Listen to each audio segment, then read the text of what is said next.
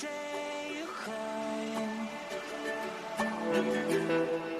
and right back down the other side. How far will you go? With no guarantee, you know.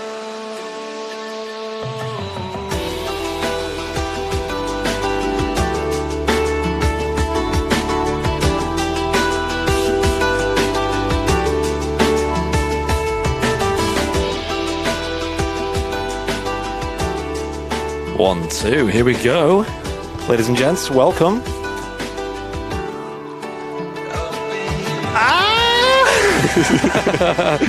Karaoke version. Ladies and gents, welcome to the Airliners Live midweek show here. Can't believe you've just took that moment. That is our moment before we go live to scream this song as loud as possible. This time I had the mics unmuted this time. We usually mute the mics for that, you know what I mean? Here we go. We're live here on the midweek show, Airliners Live.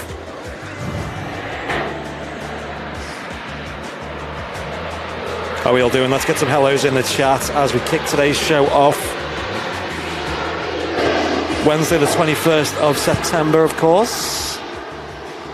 Hope you're all settling in nicely. Going straight into the show today. We've got Ryanair arriving here as well. We've got Martin up on the camera today. Hello, hello. To start us off, and we've got myself, Andy, down here in the studio, so to speak.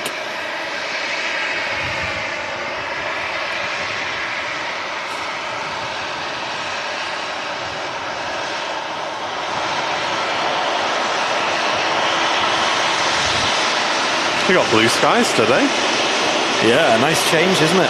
So let us know in the chat if there's anything interesting flying over the top, and we'll try and get it. There are, as you can see, there are a few clouds, but there's quite a few big breaks in it, so we can always keep a little eye out. If there's anything interesting.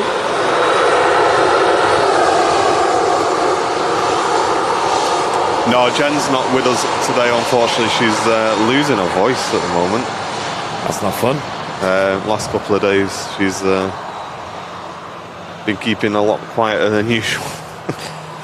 There's Martin up on the camera there today, looking fresh. And you got what I mean? Found me sunglasses as well. I was looking for them for like 2 days. Did you trade them for your cap? Did you?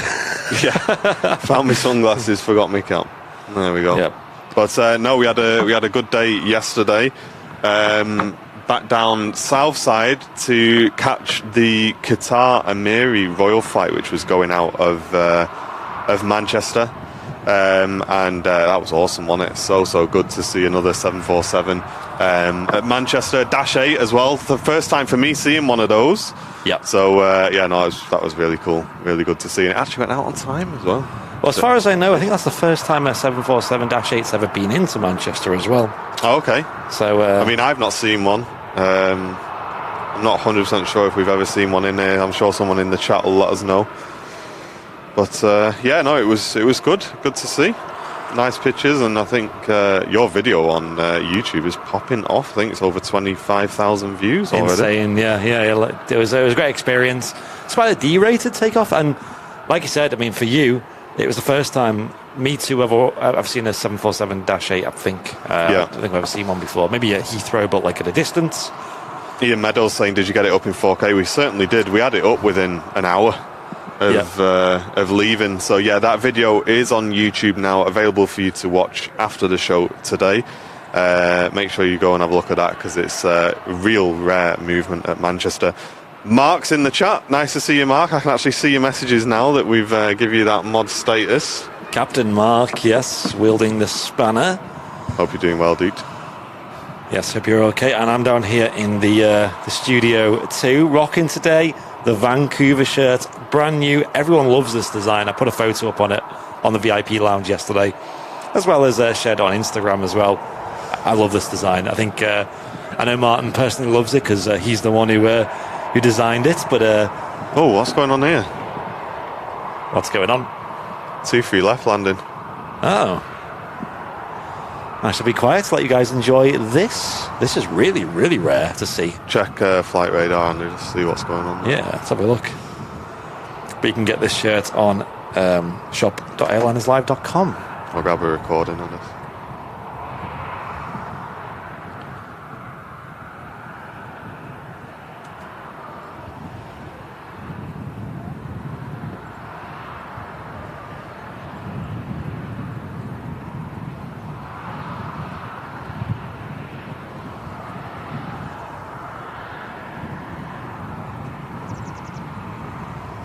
Runway inspection on the main runway, so it may just be that they took the option to continue the approach on the left runway.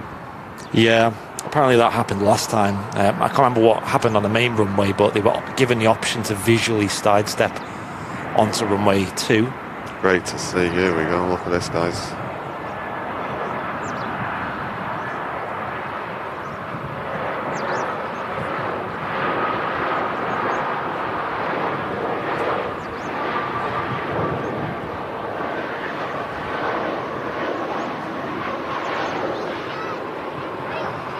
Wow. Doesn't get much better than that. What a great view that is. That's so rare to see. What a street. Now, as you can imagine, if you know Manchester's layout at all, there's no taxiways to take that aircraft back to the terminal building now. So what she's going to have to do is vacate right at the end. There's a little taxiway they can use to turn around. They may sit on that taxiway to allow a departure to go out, but usually they'll have to just backtrack after that as well. Down 23 left. In fact, she's already turning around. Look at that. Yeah, I can see that. I'm just being a bit nosy here, just trying to see, because you don't usually see on the runway inspection these vehicles stop, and if they stop, they've either usually seen something that they need to sort out, or they're doing something else. Yeah. I can't see anyone getting out of the vehicle. Let's have a look on radar. So I'm looking at that EasyJet, and about maybe 1,000 feet, maybe just higher. It looks like it deviated from 23 right approach to 23 left. But that's how you do that. So you'll come in on the approach for 23 right. Yeah. And then you'll visually sidestep over. Maybe a bit of FOD on the runway here. Yeah, look, here, there's someone out.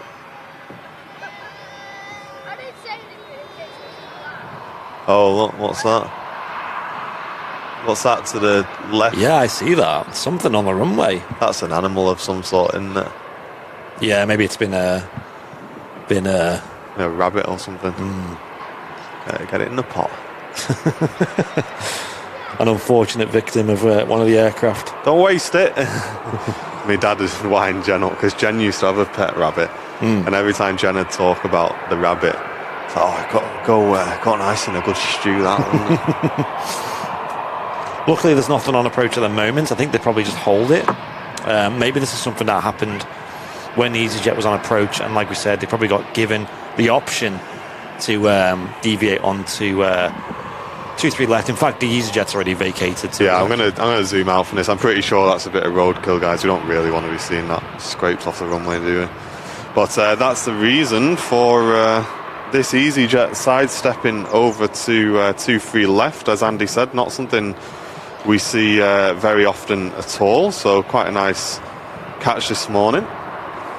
Yep, and she's in from Amsterdam, the EasyJet. It's an A320 with the sharklets on as well. Oscar uniform on the reg of this a classic A320 with the CFM 56 engines on board, of course. Yeah, it's going to cross right in front of us here. Ooh. That's what.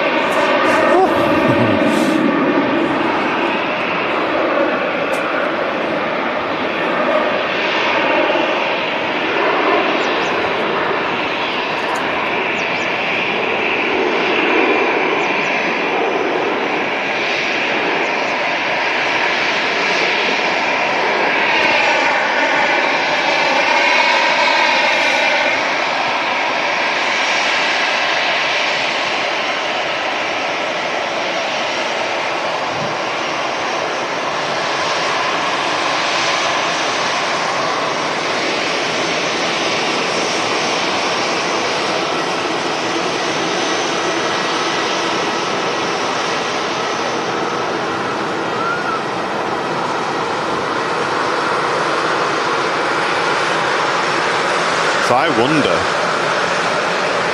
and obviously for any vegetarians or anything in the chat, maybe avoid this one, but I wonder if when we were filming the aircraft arriving previously, Yep. whether you see what actually happened there, because I assume that's not something that's going to go unnoticed for too long. Yeah, definitely. Matthew Atkinson, hello to you, saying morning, been having a tough time recently, here to really chill out and really try and get into a good headspace again. Interesting to see the sidestep as soon as I join the stream. Yeah, great to have you with us, mate. And I hope you do start to feel better soon, Matthew. As I always say, that keep yourself nice and busy, mate, is the best thing that I've found helps me. So get your head into something as well. So yeah, great to see you in the channel, mate, and hope you start to feel a little bit better soon. Yeah, it's interesting how a lot of people do use like the likes of aviation, plane spotting and the likes to keep themselves busy and keep their mind busy and things. You know, you look at all of these different aircrafts, big and small, of course, and you're really interacting with the chat as well. And hopefully this is some kind of escape.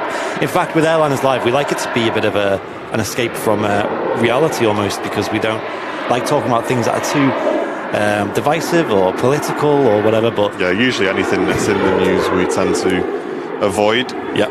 So people seem to really like that, and they want to keep going. And if you like hearing about nonsense talk, like food, pork pies, and what we had for dinner last night, I guess.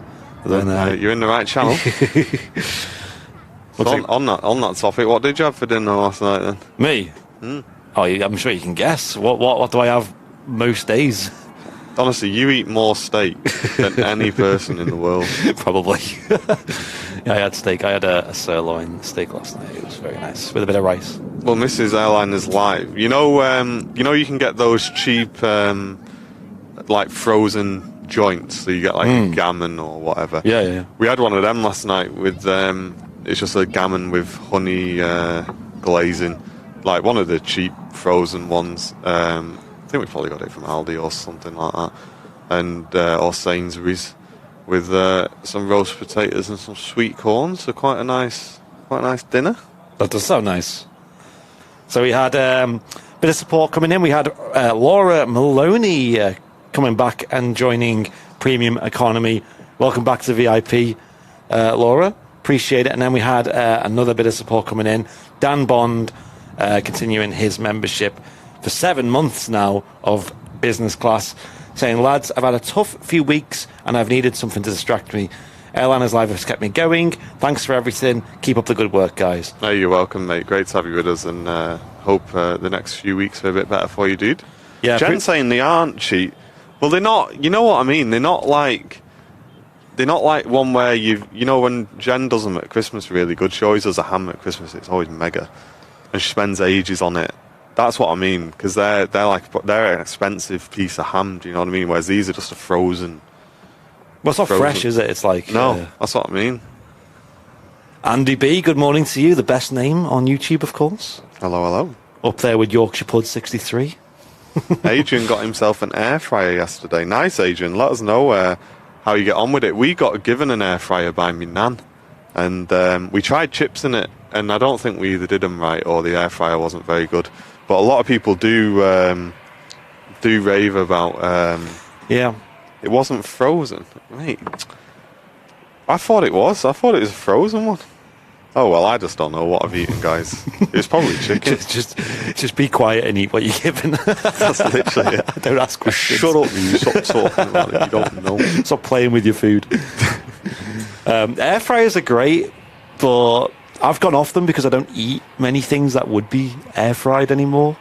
Like St. Martin, obviously, we've spoken about this on the stream before, but it was actually Martin's dad, winner of the Yorkshire Aviation Academy PA28 experience. Oh yeah, Shirley Dev in the Twitch chat. Shirley Dev, are you there?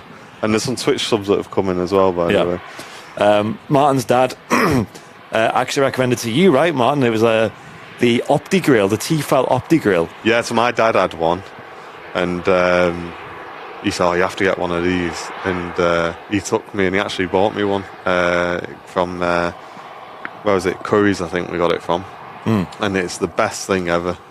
So good. Yeah. Oh, it's Birdman. Birdman making a racket.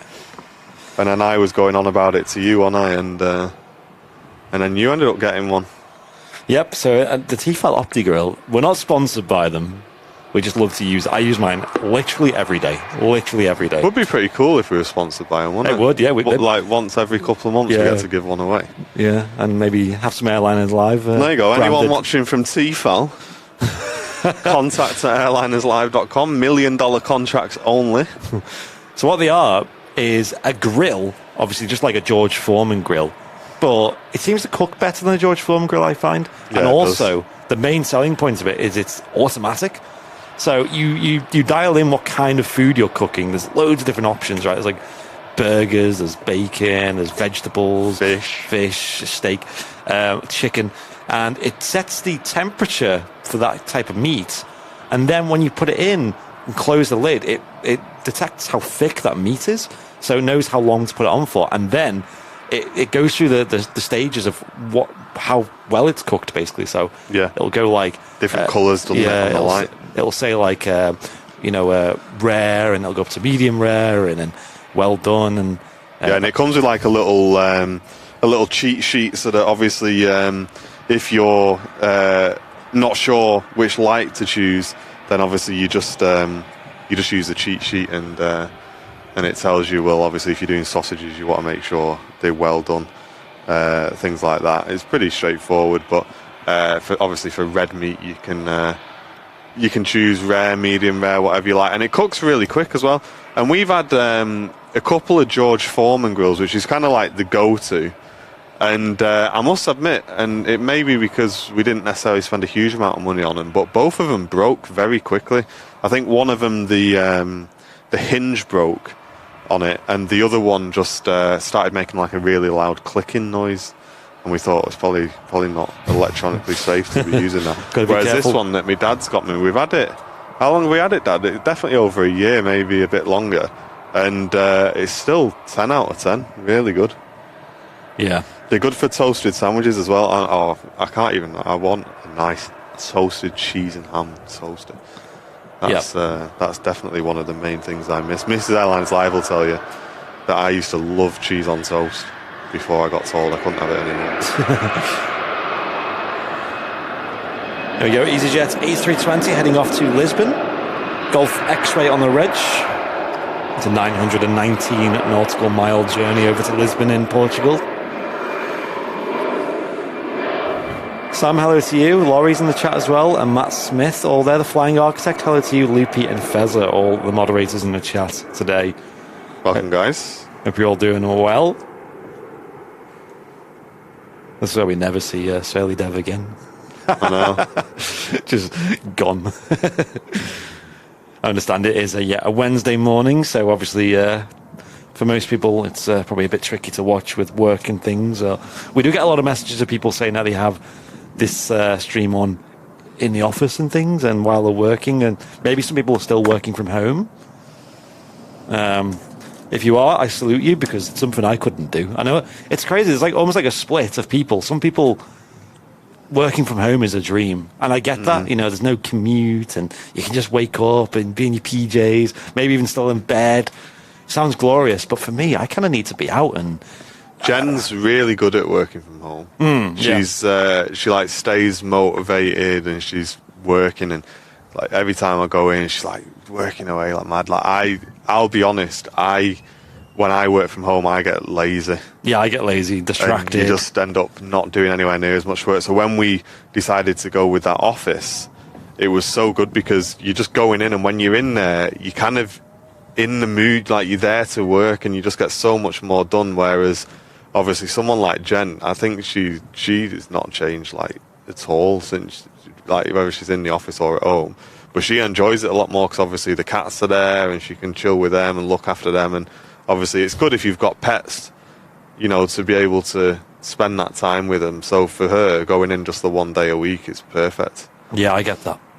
I get all the advantages, and you probably save a lot of money, you save a lot of time. Oh, the time, mate. Like the commute. When I used to work in Trafford Park, and I used to go and pick Jen up from work, I'd leave at 5 o'clock, and honestly, there'd be some days where we wouldn't get in till 6:15. And it's like, honestly, on a weekend, it's a 10-minute drive. Yeah. 15-minute max. And sometimes, especially if like Man United were playing or something like that, you'd just be getting home so late. It's like you don't realise how much the commute actually adds on to your working day. Like we saw that when we tried doing the early morning stream last week. It was, it took us so long to get here. Yeah. And it does take a lot out of you as well. Like you just arrive just annoyed, and yeah, the commute is probably one of the worst parts about it, I'd say. So let's get a yay or a nay in the chat, because I see a lot of people putting their opinions and they're all different. Working from home, yay or nay, in your opinion? Is it a yay for you love to work from home and it's your thing, or a nay for you prefer to be out of the house? Because for me as well, like, I don't like associating my house with my work. I don't know, like, I get home. Obviously, I think you're the same, I'm the same, where we used to have office setups in our house as well. Yeah. So there's a whole room dedicated to just work. And yeah, it's nice having an office room and a leisure room, you know, because sometimes you'll have like a desk in your bedroom or something, and that's just like the worst, because you never leave your bedroom then. But I just like coming home and just, there's no work. It's a work-free, you know, area, and you can really switch off and not get distracted. Yeah, it's good. It's good. A lot of people went yay though in the chat. Fair play. Don't miss the commute. Yeah, that's it. I think for a lot of people, probably the commute was probably the worst part about it. Like you said, if you're getting a bus, the train, or if you're driving quite a long way, it costs a lot of money. You know, if you go, a train might be £5 a day. You know, across a week, that's 25 quid a week. It's like over £100 a month. It's like, you know, so you probably save a lot of money, to be fair. 100 quid a month, you could buy yourself a Tefal optic grill with that money. You know, there you go. Follow me for more tips. Right, we got a Jet2 757 taxiing out. It's one of the ones with winglets, of course. LSAK Alpha Kilo on the reg. Taxiing out now. And she's heading off to Zakynthos. Bit of a familiar place for me.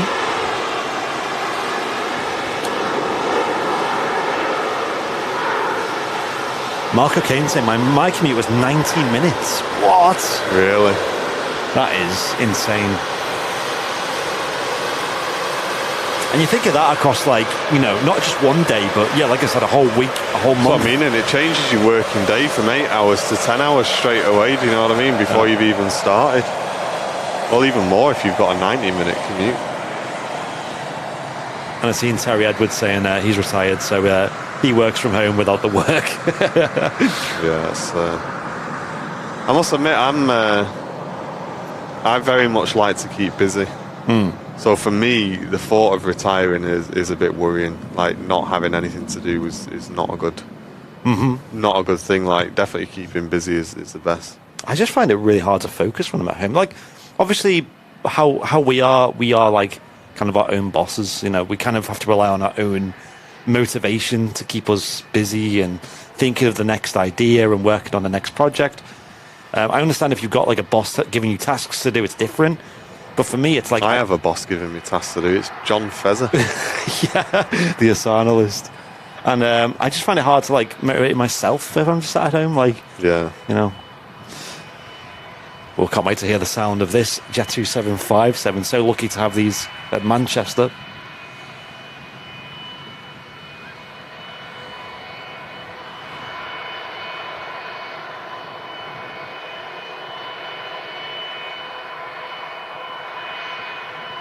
Sam's saying she'll spend 75 quid a week in fuel. That's insane.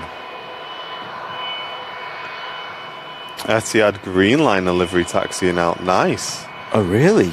Keep an eye out for that one then. Hype, yeah. I can see on radar.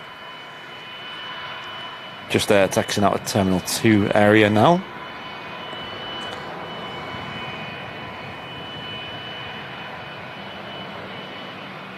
Sensei, I love TUI. They give you 350 quid when you get delayed.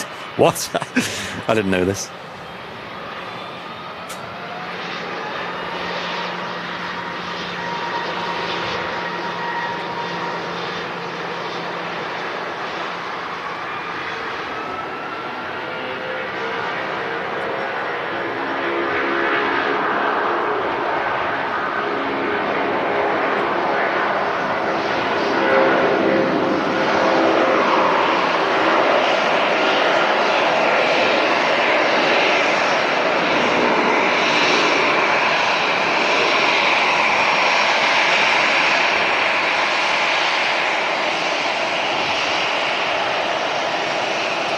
That sounded amazing. Let's mute my mic. I need to sneeze again.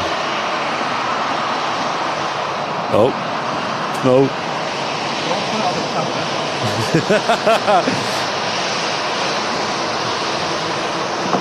Crisis averted. Yeah, it went.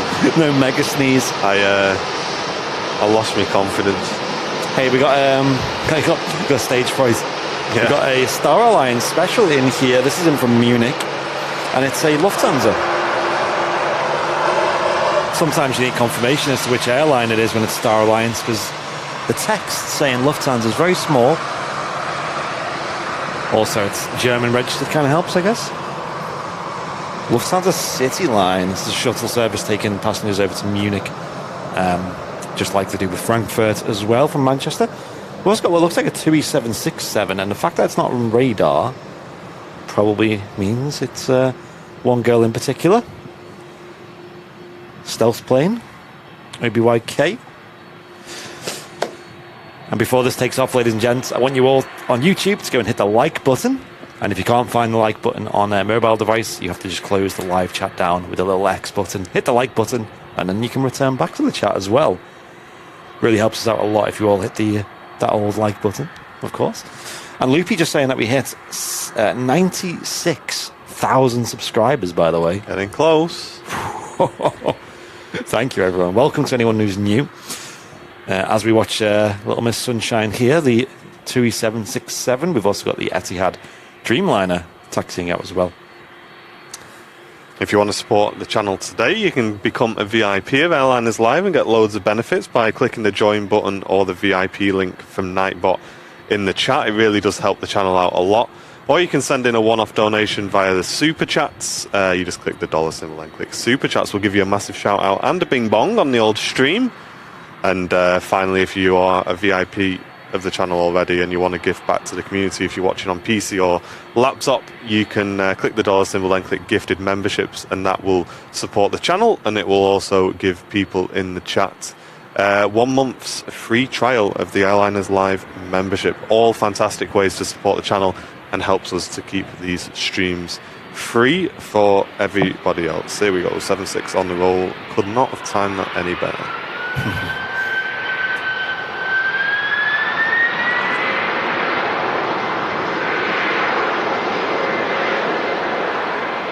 Oh no, that's twice. That's twice. The last two planes that's happened.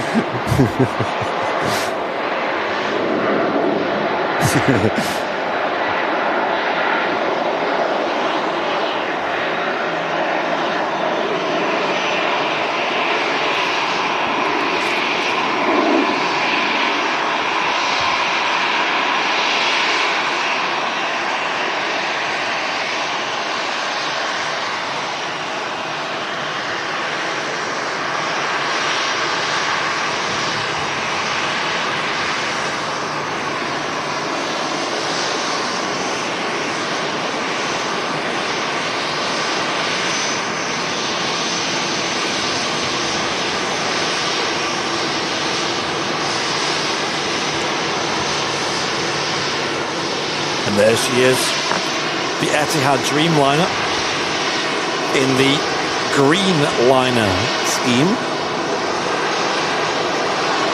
Looking fresh. Minty fresh.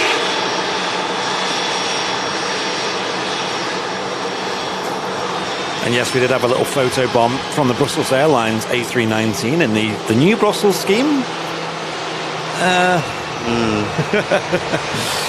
I've seen better. Yes, definitely throw paint at the wall and see what sticks. Quite literally. Yeah, not for me, that, Brussels. 5 out of 10, can do better. I definitely know which plane we'd prefer to look at here. But yes, the Etihad Dreamliner Special. This is one of the demonstrator aircraft that they had, in the name of a more economical airliner. Obviously, the Dreamliner itself is very economical, very high-tech aircraft, and this in particular was demonstrating a few new bits and bobs of new tech. Thanks very much, Lambip, saying top picture and sound quality, guys. Appreciate it, mate. Glad you enjoyed the show. Thank you. We also had Pan Am on Twitch. Wow, Pan Am himself with a Twitch Prime membership as well. Thank you, Pan Am. Cheers, dude. Don't forget to check those Twitch Primes, guys. You may have one available. Support the channel if you can. Yeah, I think it's beautiful, this livery, but here we go.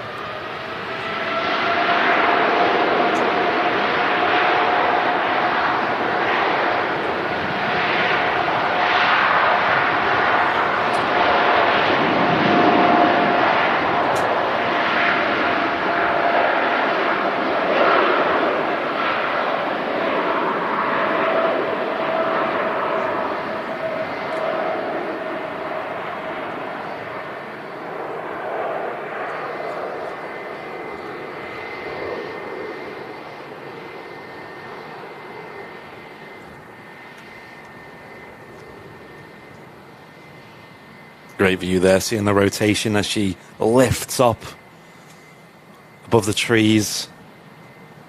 That livery looks great from that angle there. You can see the top of the aircraft as well. Looked amazing. And just had an EasyJet touching down here as well. She's coming from Paris Charles de Gaulle, a very big airport over in France there. I know Matt Smith did this flight a couple of months ago via EasyJet, of course. It's nice that EasyJet fly to these major airports. It's quite a useful thing to do. I'm still surprised Flybe Dash 8s are going into Heathrow. I can't believe they're able to slot them in. I know, and how do they make it viable economically, right? So few seats. It's like the sheer amount of heavies trying to get a small prop in the mix there. Yeah.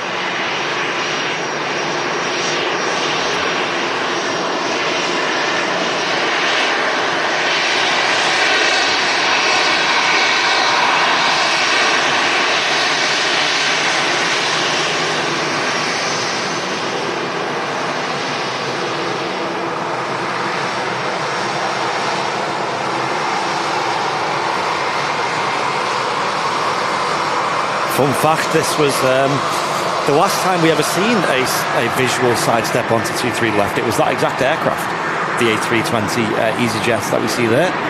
It came in from, I think it was Corfu,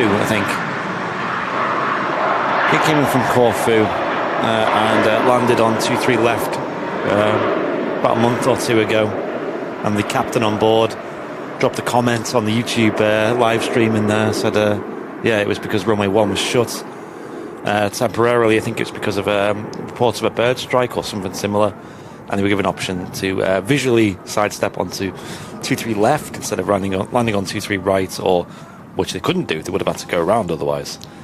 Right, got a bit of support coming in as well, just as this aircraft comes in, which is a KLM in from Amsterdam Schiphol Airport as well. Right, let's have a look at the support we got coming in. We got, first of all, let's hit that button, shall we? We just got a bong, Just got a bong, then. Where's the bing? Is he having a day off? Where was the bing? There we go. Terry Edwards with 8 months of business class. Thank you, Terry. I really do appreciate that.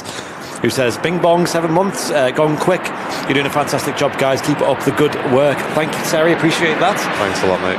We also had DXN Bond with 7879 with the Twitch Prime as well for 2 months. Cheers, dude. Welcome. Thank you very much. Yeah, appreciate all the support coming in on today's show. Hope you're enjoying the midweek show here on Airliners Live, your regular slot here on your Wednesday morning. live from 10 a.m. every single Wednesday here at Manchester Airport. With the freshest t-shirts in the world, should I say. Don't forget, talking of Vancouver t-shirts, Henry is offline this week, guys, as he's visiting relatives in Turkey after his trip to Amsterdam. So he will be back on very shortly, but I'm afraid no Vancouver show this Thursday. This is a KLM 737-800 this time. Sometimes KLM fly the 900 series 737. Sometimes the 700 as well. And we also had a bing, bing, bing, bing, bong from Loopy with a 14 months of premium economy saying I'm off to see my mum. Have a great show, guys. Cheers, mate. Thanks for stopping in. Yep, thank you so much, dude. I appreciate all the hard work and dedication to the channel. Loopy, one of our star moderators. Very lucky to have such amazing mods on the Airlines Live channel. We really are. Wind keeps catching me, it's just flicking up. Is it? It's like just a bit of air just flipping up every time. Should we get it on the... No.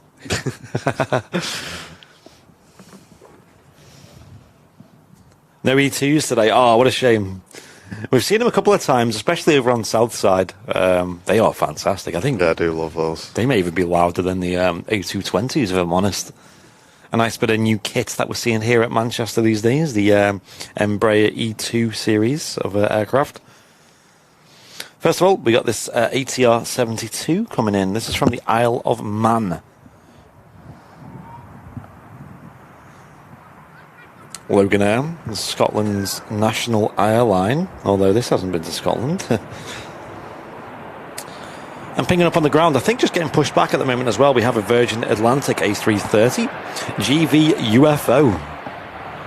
Is it Lady Stardust, is it the name on that one?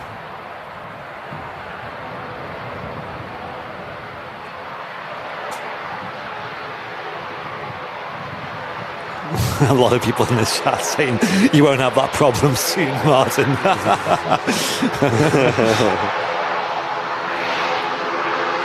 Oh, there's them blurry plops. Love to see them.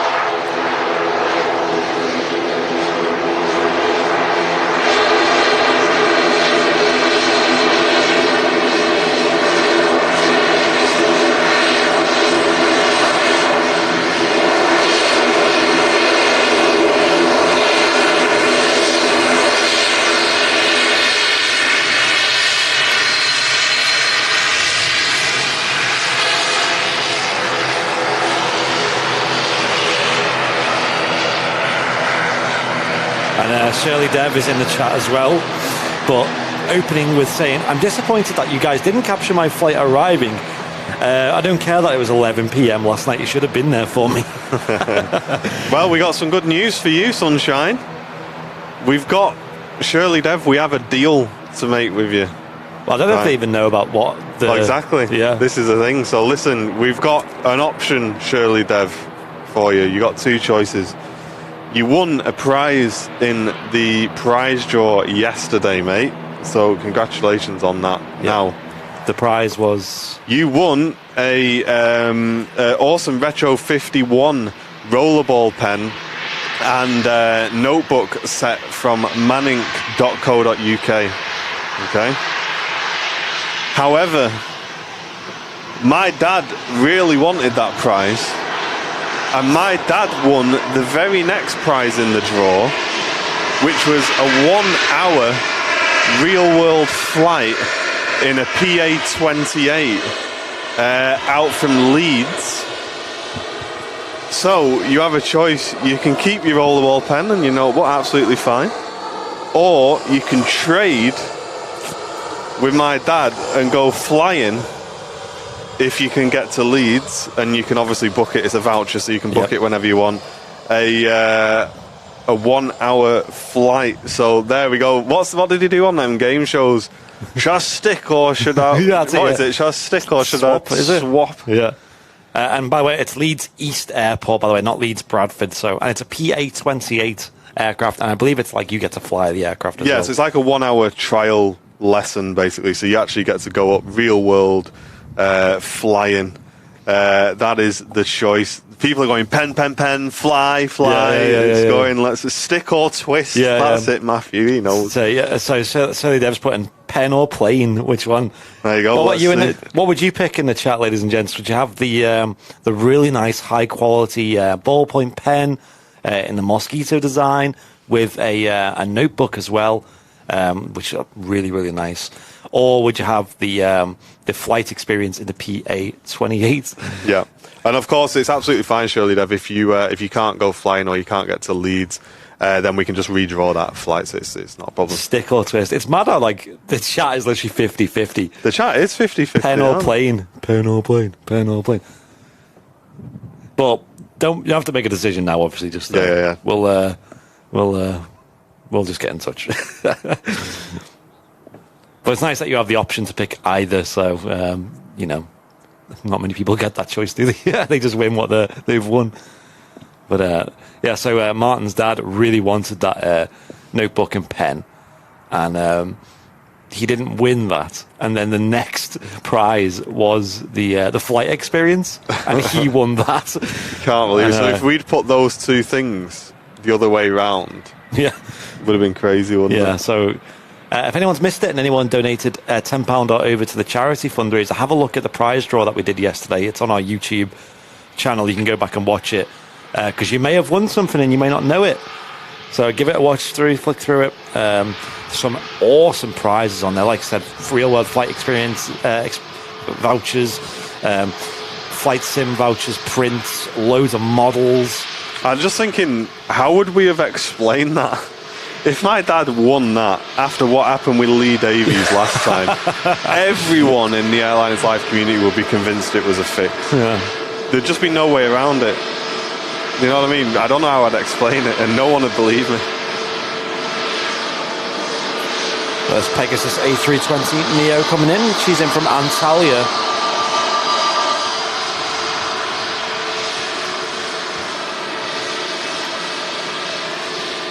We also had some more support coming in. Thank you so much. We had Jeanette McKenzie. Hey, with the first super chat of the day. Thank you very much, Jeanette. Thank you, Jeanette. With a £10 super chat saying, hi guys, received my coaster and some yay and nay socks. I absolutely love them. Such good quality and I can't wait to purchase more. Keep up the good work. Hey, thanks very much, mate. Really appreciate that. I'm glad you got your merch today. Yeah, cheers, Jeanette. Appreciate it. We've got a nice coffee waiting when we get to the office. Looking forward to that as well. Yeah, I've got my yay and nay socks at home. The coasters are fantastic. There's not many left, is there? I was really surprised how quick the coasters are selling because we bought so many of them and I thought, we got loads of them left. We had a massive box of them. And then I was going through and I was like, going through the box, I need 2 more coasters. And I'm like, going through looking for them. And then you just see like this small pile at the back. I'm like, oh gosh. Oh my God. Yeah, we're nearly out of those. Because people just add them onto their order, don't they? And they just go in. So. And my dad's saying, make sure you get your yay or nay socks for Christmas, guys. Yeah, we got plenty of those in stock. So you got to give everyone socks for Christmas, right? So we've got the yay or nay socks and we've also got the Airliners Live red socks as well. So 2 awesome pairs of socks. Don't let your family go without socks for Christmas, especially yay or nay socks. Believe me, you will have a lot of fun with them socks. Yeah, they don't cost much at all as well. Yeah, the coasters are great as well. Melissa's saying it was stick or twist was the that's term. it. Yeah, stick or twist. What was that from? I don't know. I can't remember what program it was from. Does anyone know? And also another bit of support coming in. We have Thea Love with the business class VIP, brand new VIP in the chat as well. Welcome, Thea Love. Appreciate the support on the channel. Thanks very much. Welcome. Go make use of that business class merch discount that you get as well. Every business class and above member gets discounts on our merchandise store. Play your cards, right? Hey, do you remember that? That's like the game they have at like fun fairs, isn't it? Is that the one where it's like you have to go up or down, or is that? I can't remember how the program works. I do remember watching it. It's kind of like your classic, cards, right? Like weekend TV. Yeah, I remember that show as well. Yeah. What was the one where it was a higher or lower? Do you remember that game at like fun fairs where it's like There's big cards on a board. I think that's the same. That's It's from the same program. yeah. The higher roll. Yeah, that was it. Yeah, That's exactly you how can he stick said it. or twist. Man, some classic game shows these days are not as good as they used to be. Like Mate. some of the game shows back in the day were 10 out of 10. Yay or nay in the chat? I want everyone's opinion on this. Go on. Antiques Roadshow Right, I wasn't expecting that. is like a sniper in the bushes game show. Like it doesn't say it's a game show, but it definitely is in disguise. Let us know, because how many people, and I'll tell you why. How many people, when Antiques Roadshow are on, are trying to guess how much something's going to be worth with the old family? Nay. You guys haven't been watching Antiques Roadshow properly. To be honest, this is one of them shows that I never could get into because I just kind of.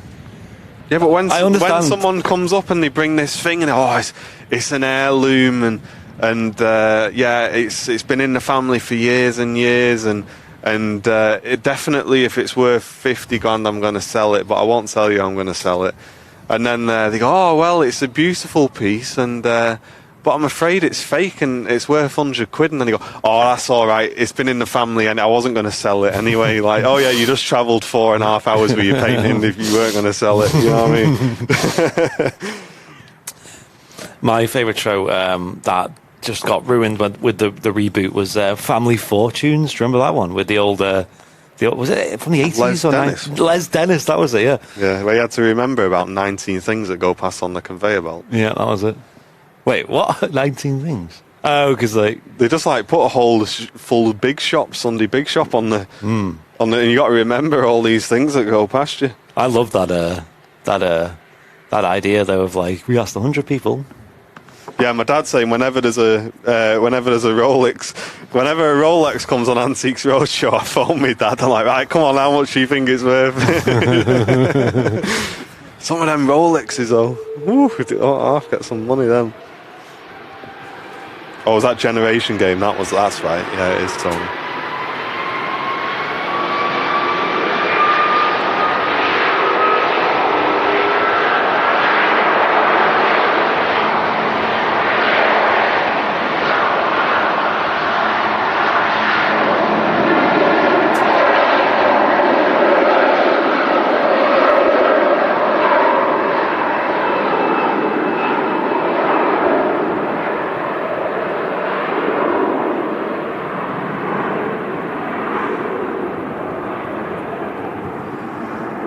Don't forget Bullseye. Here's what you could have won. Yeah, I never watched that while it's on telly. I watched it on that TV program. I can't remember TV channel. I can't remember what it's called, where they put all like the old stuff on. Challenge. That's it. I watched it on Challenge, and the only reason I watched it is because Peter Kay was making jokes about it, and I wanted to see what it was all about. But yeah, it's pretty good. But Yeah, Challenge had like, what was it, Takeshi's Castle? Do you remember that one? I do not know how no one died on Takeshi's Castle. Because that is a complete other level, like nothing I've ever seen before. These people are just getting whacked in the head so hard, and it's just sending them flying. And they're just all just laughing their head off at these people, literally getting abused on TV. I thought the most dangerous one was, I think it was called Skipping Stones. Yeah, where you had to run across them all rapid. Yeah, it's like literally Mach 2 go across these skipping stones, and if you slipped, you'd fall and just slam into these rocks. Oh. It's like, but the thing about that show is, I don't know about you guys in the chat, I don't think anyone ever won that show. It was impossible. Like, you'd have like 100 contestants to start with. All of them would be gone by the last round. Yeah. And then there's a round at the end that's like impossible, where you have to like beat the people who worked. I can't remember what it is, but it's nuts. It's yeah, I've not seen anything that violent on a TV show before. Yeah. They must have very different rules and things over in Japan, isn't it? What? Yorkshire Rose says, I was on Family Fortunes in the 1980s. What? I won a car radio when I had no car. No way. Could you win a car radio? I remember you could win a car. Do you remember? Yeah, they like wheel out like a Ford Focus. And a state-of-the-art Volvo family saloon. I'm trying to think what it was. The program I used to really like, because they always used to, I'm pretty sure they always either used to let the people pick what they wanted, and obviously the people my age always picked like a PlayStation or something. Yeah. Does anyone remember this in the chat? My dad might remember it. It was where they used to get a celebrity, right? And they used to go to a family's, like they used to go to a family first, and they'd ask the family what their hobby was. And some families would have, like, I don't know, dancing or not dancing. It'd be something that was a skill that they'd have to master, like archery or something like that. And they'd make the celebrity learn it, and the celebrity would have to learn it. And then what they'd do is they'd make a challenge out of what they've learned, and they'd have to put it, but it was a risk. And if they didn't hit certain points in the challenge, the family who they'd been with wouldn't win anything. So there's just loads of pressure on them to actually do whatever they'd learned towards the end really well. And obviously sometimes they just managed to do it. And other times this family who'd been looking after this guy and teaching him the ropes for ages just get nothing. I can't remember what it was called, but I do remember that program. Yeah, I'm not sure. I used to watch a fair bit of TV when I was younger. Now, these days, I don't even have a TV. I have like a smart TV, but it's not plugged into any like Freeview or anything like that, or whatever the equivalent is these days. Sky, Virgin, I think you can get. There's Lufthansa A320 with the Sharklets looking a bit. Could do with a bit of a bath, really. Coming in from Frankfurt today. She's only 7 years old as well, so I think she just needs a bit of a wash, if I'm honest.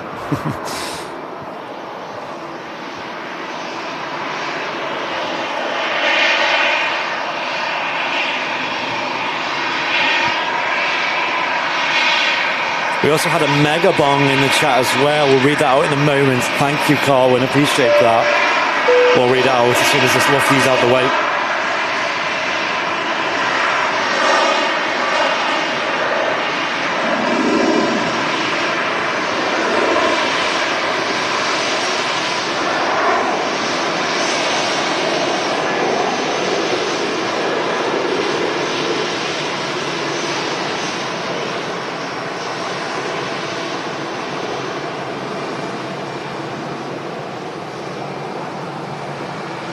Looks great with the Charlottes.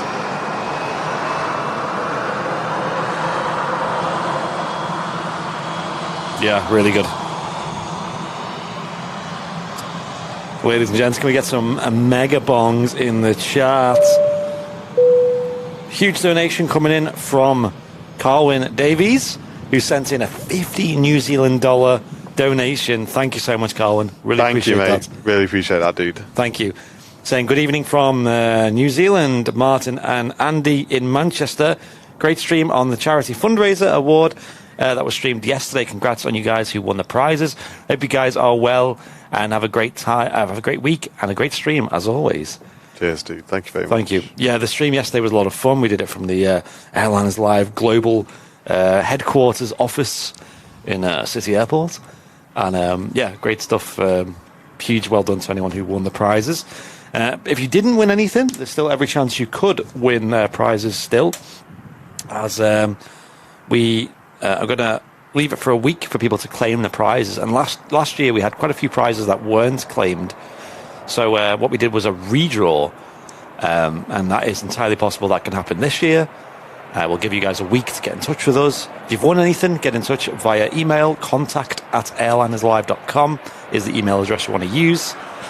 And yeah, get in touch and claim that prize, and just so we can, we know what address to send them to and things like that.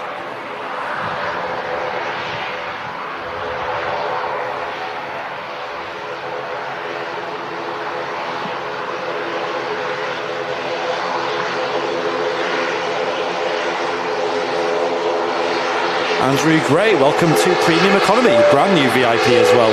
Welcome, mate. Enjoy those emotes in the chat. Welcome.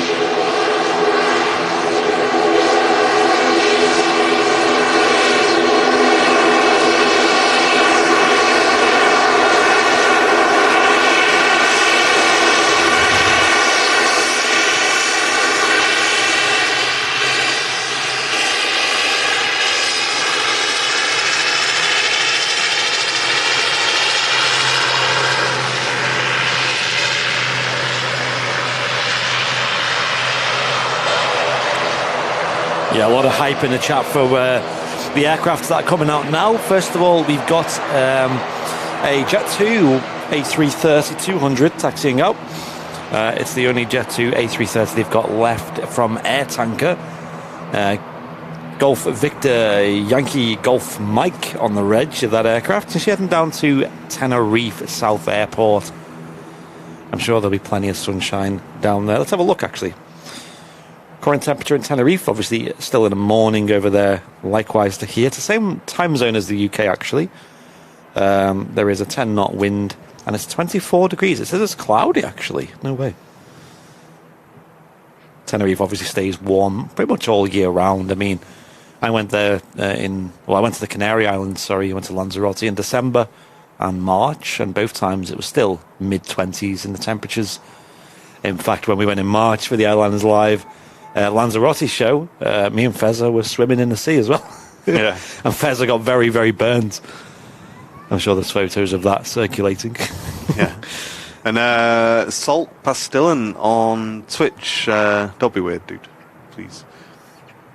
The only message really that's coming to the chat since the last one we read out was someone saying do a barrel roll. So obviously we're not going to read that out. But saying Twitch is an afterthought, I don't think it is. I think it's just there's a lot less chatters on Twitch, unfortunately. We do encourage everyone on Twitch to get involved in the chat as much as you can.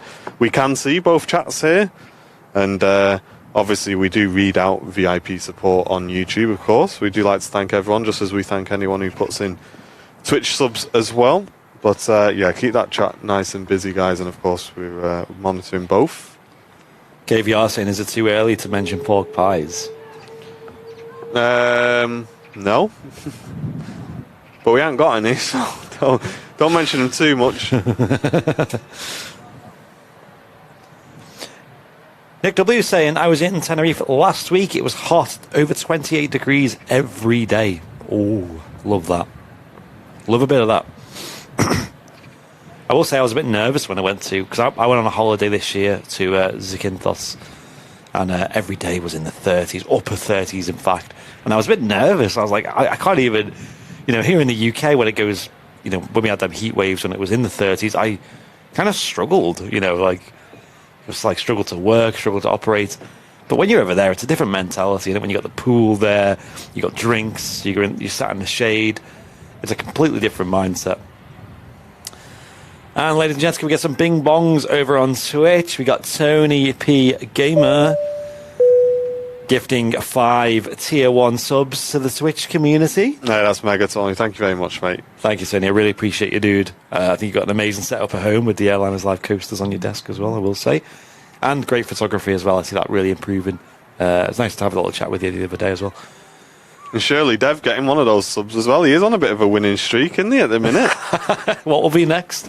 You need to get yourself on Family Fortunes. I think that still exists. They had like a reboot, but it wasn't as fun or good. I always used to love the classic Who Wants to Be a Millionaire? I'm sure I saw a small mini documentary on YouTube, about Wheel of Fortune, and about how there was like a huge amount of pressure on the guests to be like entertaining. Oh, right. And apparently people were made to feel like really bad if they weren't like hyping up. I guess that makes sense, doesn't it? Because anyway, well, I'll carry on this conversation in a moment.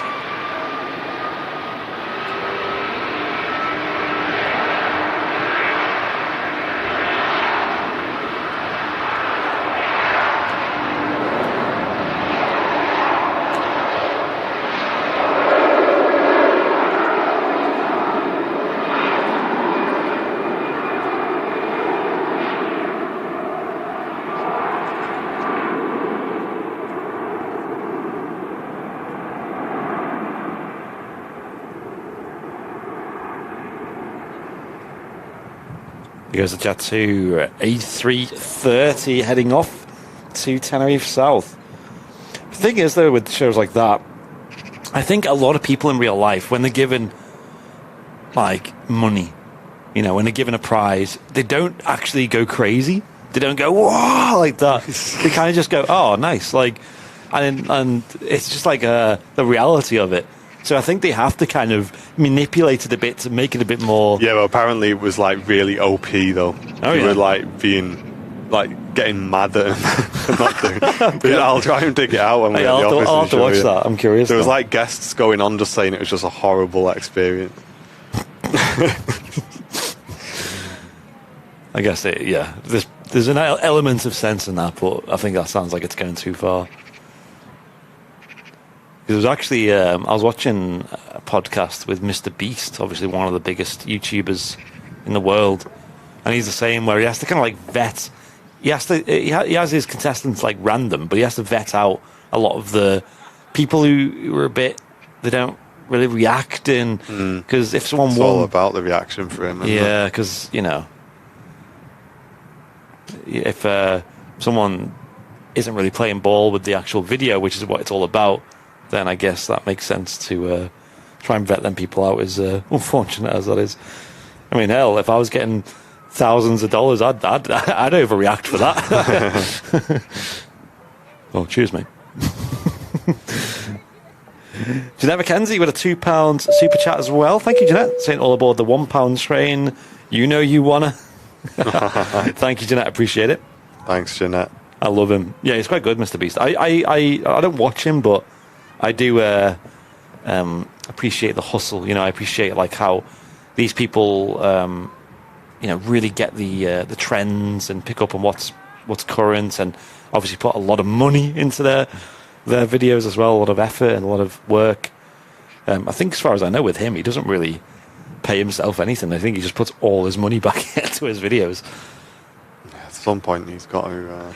Guy's a lunatic. He's got to start taking. I'm sure he takes something from it. Yeah, he said he only had to get a new house because he got burgled once, and when he got burgled, he was going a bit crazy buying like designer clothes, and all his designer clothes got taken. So then he was like, you know what? I don't need these. I'm just gonna live a simple life and just get a new house, and that's kind of it. Fair enough. And then Paula with a £2 super chat as well, saying good morning everyone. Late this morning, been busy. Thank you very much, Paula. No need to explain. Here we go. Singapore Airlines A350.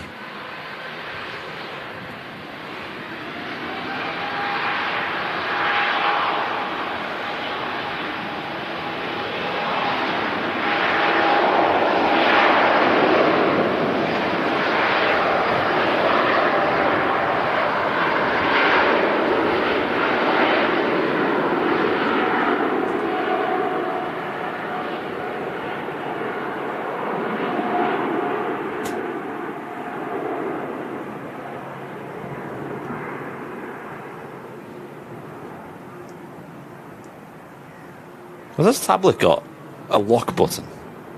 I don't get Apple, me. I don't understand it. Yeah. Well, it's got two buttons. Yeah, but you're looking at the side of it, aren't you? Because it's landscape. Oh, it's on the top. Wow. I kind of want to get an iPhone, but I just don't understand Apple at all. Yeah, I must admit, I felt pretty old when I got this iPhone, because I've been on Android for about 10 years. And it came to Apple, I was just like, I don't even know what I'm doing. Like, you're doing all these swipes and stuff to get anywhere. Literally, now, I've used Jen's phone to do stuff, and I just think, why is it so difficult? Like, Android was good at the time, but now you've kind of got used to all of the things on Apple. I must admit, I do kind of struggle to I know, I'm go back to Android. I'm getting on a bit. I think it's just one of them. I think you just kind of pick up whatever you're using at the time, really. And Tony Parkinson with a £2 super sticker as well. Thank you very much, Tony. Appreciate that, dude. Thank you for the support, everyone. Appreciate it. I don't use Samsung, no. I've never had a Samsung, actually. Yeah, I've had Samsungs for... I find they're just they got a bit too much on them, I know you can, like, remove stuff, but... Oh, like the pre-installed apps? Yeah, that's what put me off them. Yeah, I've been with the Galaxy stuff for quite a few years. It's like, I want to open my camera, but it's telling me I haven't eaten carrots in 3 days, so... like, I don't want to know that. I've had Google Pixels for the longest time, and I like the simple life, and that's kind of what I want Apple for, because they do just work, and like I know there's the stigma of Apple kind of doesn't work in the long term, but the modern phones seem to be quite reliable, so... Here comes an EasyJet, A319, the smelly EasyJet. BO on the reg. She's coming from Jersey. It's not a flight I see very often, to be honest.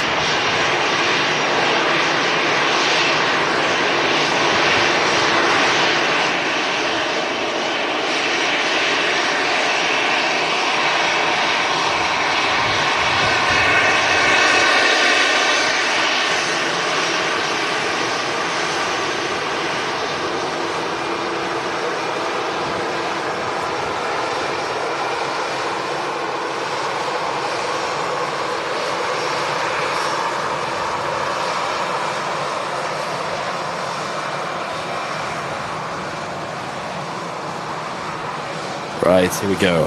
Back in the game.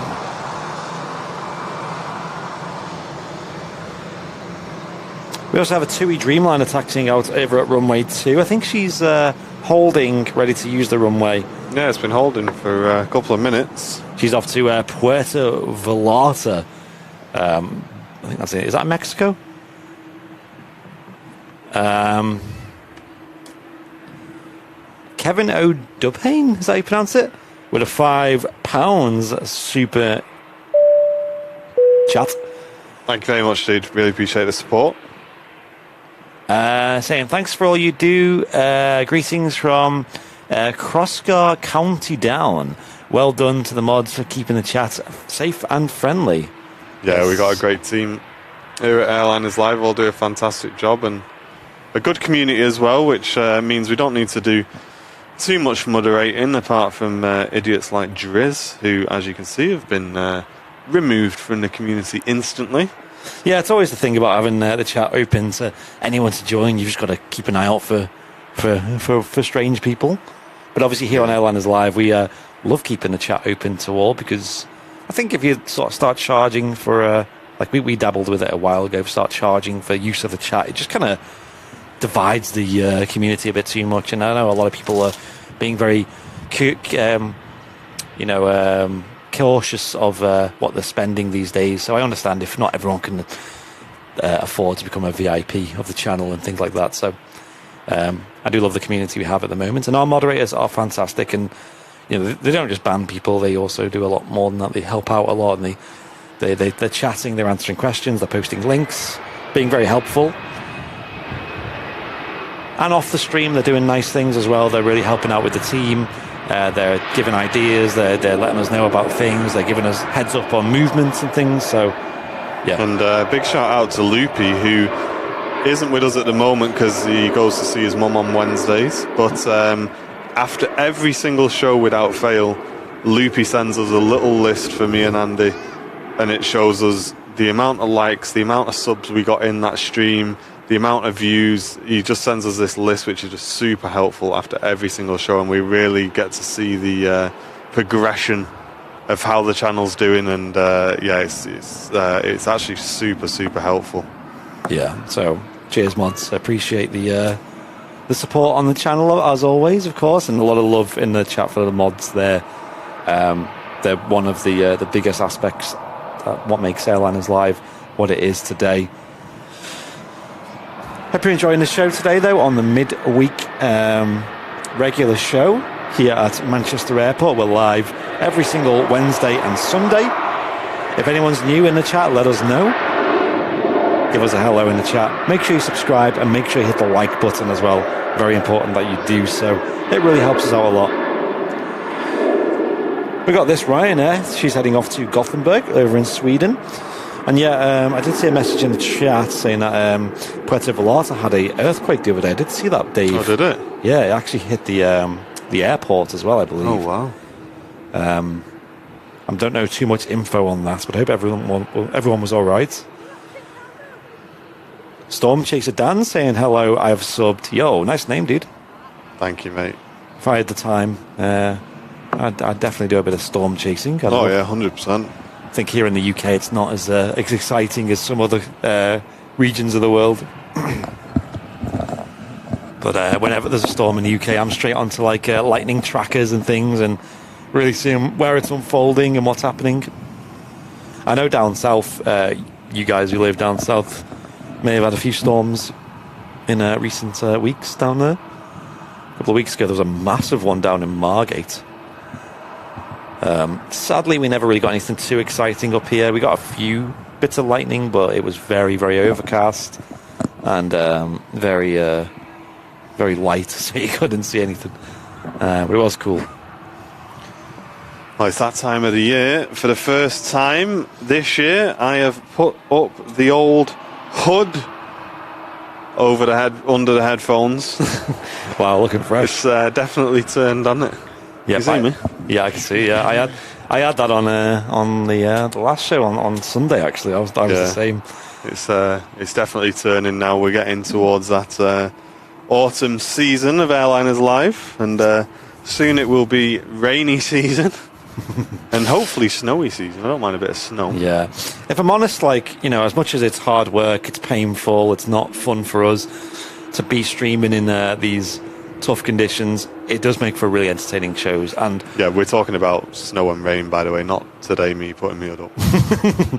And one of the things I love is when you get home and you watch the stream back and you see like the spray on the aircraft and what the viewers got to see, whereas we were enjoying and we couldn't really appreciate the nice the nice views of the aircraft in the spray or with the windy landings and things. But then you get home and you can you get warm, you put a few layers on and you wrap up on the sofa and you watch the stream back and you're like, wow, that was actually really cool. Yeah, Matt Smith saying, are you really northern? I'm still wearing my shorts. There's a guy on the mound here wearing shorts and t-shirts. And there are certain people, and there's one of them who does the commentary here, a guy called Steve. Yep. And no joke, guys, he will literally, if Steve comes in anything other than shorts, it's really bad weather. Because he just wears shorts all the time. I can't be doing that, me. And Jen will tell you, I like wrapping up. She always laughs how many layers I have on. Yep. And I don't know, I just like being nice and cozy, but I definitely wouldn't be wearing shorts and t-shirts today. I'm not about that. Have you got your hoodie on today, or is it I have got the what have I got on today? The retro hoodie today. Look at that one. Hey, there we go. That looks smart, that. Looking fresh. I had the Vancouver one on for a couple of days and I thought, I can't wear that one again. Do we sell it in that colour? I don't think we do. We sell that design on grey, don't we? Yeah. On the website. What do you think about that? I think it's called Storm Grey, that particular colour, ladies and gents. It's a bit of greeny, though. Yeah, it's like greeny, grey. I'm not a massive fan, but it's an Airlines Live hoodie, so it can't be that bad, can it? I love that design. I think that's one of our best sellers, that. And we had a bit of support coming in from Terry Edwards, who sent in one Airliners Live gifted VIP membership to the channel. Thank you very much, Terry. If you received that gifted membership, enjoy your 1 month's trial of Airliners Live VIP goodness. Just as Laurie M slides in with a 5 gifted Airliners Live memberships. Thank you very much, Laurie. That's massive. Bit of support rolling into the stream. And if you got gifted one of those memberships, enjoy your business class experience for the next month, courtesy of Laurie M, one of our awesome moderators here on the channel. Obviously, all of your support on Airliners Live goes towards keeping these shows nice and free for everybody. We're not locking shows behind paywalls or anything like that here on the channel, so you can fully enjoy all of our content, VIP or not. But obviously, we do encourage or request that if you can, you throw a bit of support in the hat for the channel, just as Laurie's done there. Thank you very much, and also Terry as well. Thank you very much, Terry, for your gifted membership as well, mate. Thank you so much. Yes, and as a member, you get loads of benefits, of course. You get all the emotes in the chat, the badge next to your name, access to the VIP lounge, discounts on merchandise, and some behind-the-scenes VIP content as well, extra videos and some little live streams here and there. But of course, all the shows will be free and free to talk in as well, and even our overseas shows, which we occasionally do where we can, we'll obviously keep them free to watch for everyone. Did the Vancouver shows used to be VIP only? No, the ones that were VIP only were the test streams while we were testing the equipment and the connection. Yeah.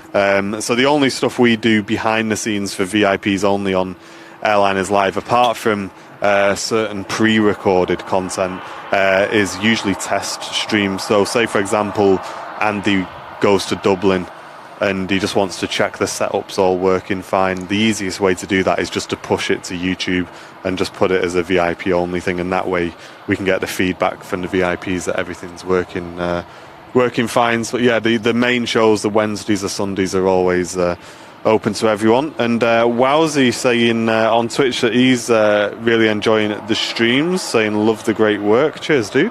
Thank you so much. And another thank you to Laurie for gifting all our memberships. A couple of people in the chat saying thank you as well. Yeah, cheers, Laurie. Really appreciate that.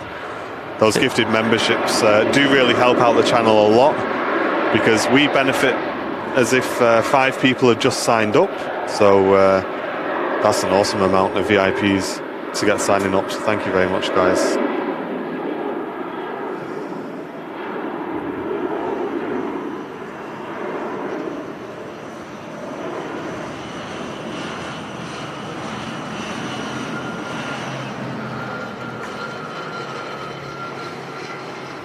David, sorry guys. Spine's saying that there's an Icelandair 757 due in about 10 minutes. Yo. Love to see that. Hello, JCB. 3CX, of course. Sam would be proud.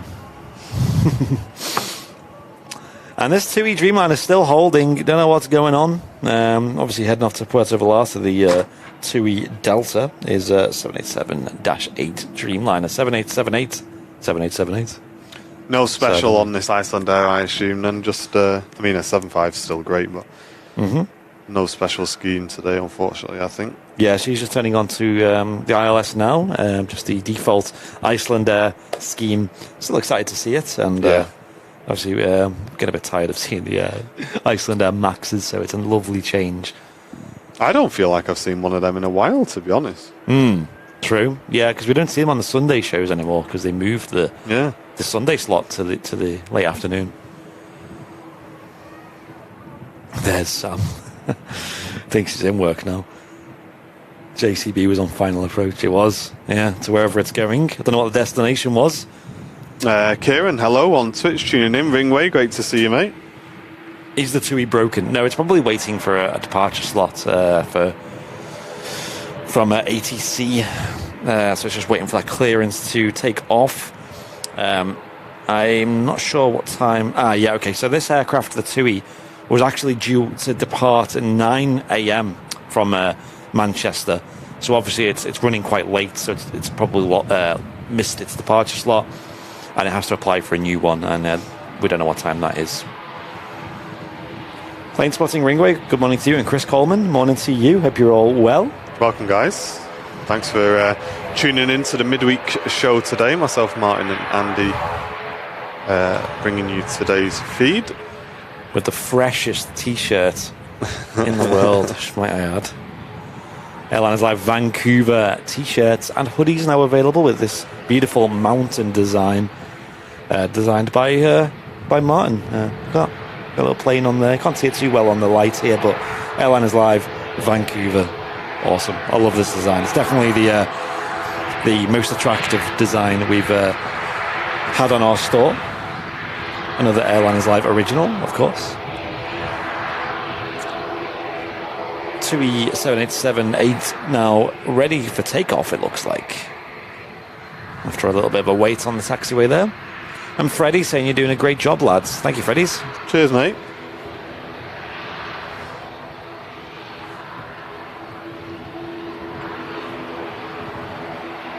Yeah, TUI's creeping down the runway. Keep and creep, as Jen says. That's what her driving instructor used to say. Oh, yeah. He's coming out of a junction. Keep and creep. Maybe that's what he's doing. He's turning off, mate. Yeah. He's getting off, something's not right there. Yeah, so I think they were kind of poised on the taxiway to enter the active, Yeah, I wonder if he's going back to the gate. Yeah, it looks like it may be a tech issue, maybe an issue on board. Maybe they forgot the wallet. But it looks like the TUI Dreamliner's coming back to the terminal. They might stop her there for a bit of troubleshooting, but... I mean, to be honest, I think that's probably what they've been doing. Holding short of the runway for the last 5 minutes. But hopefully they can get on their way soon. Great view, though. Angel of the Sky, the name on this TUI Dreamliner.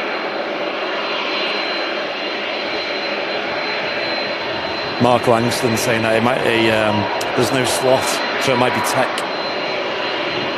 Ah, okay. Yeah. Here she comes back, though, with a great view.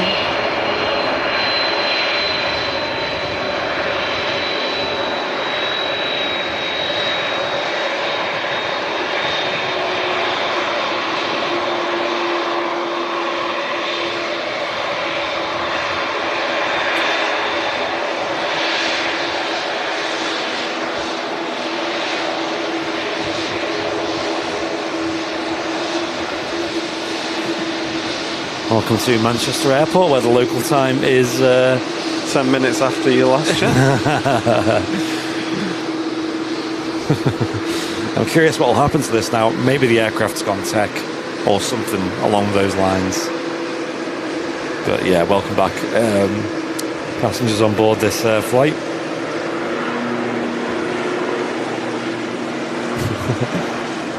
God, that week in Mexico went fast, didn't it? You always say it goes fast when you're trying to. No, we mustn't be horrible. I bet there's people who'd be pretty disappointed that they're going back to the gate there. If there's anyone on board, I'm not sure. I assume there is. It's already 2.5 hours late, as is.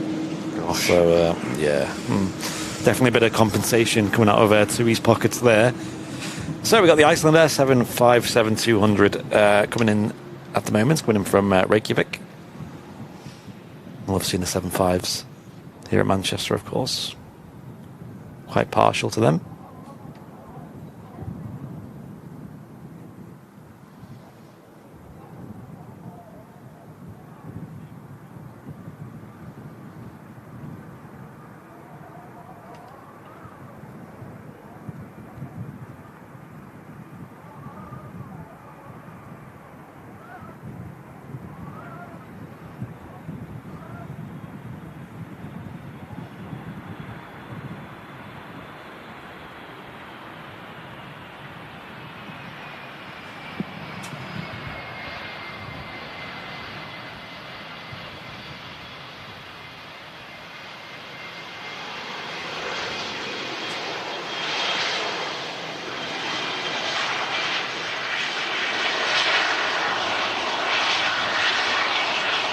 Looking after those brakes by the looks of it.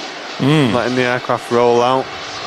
Very minimal braking there, reverse thrust.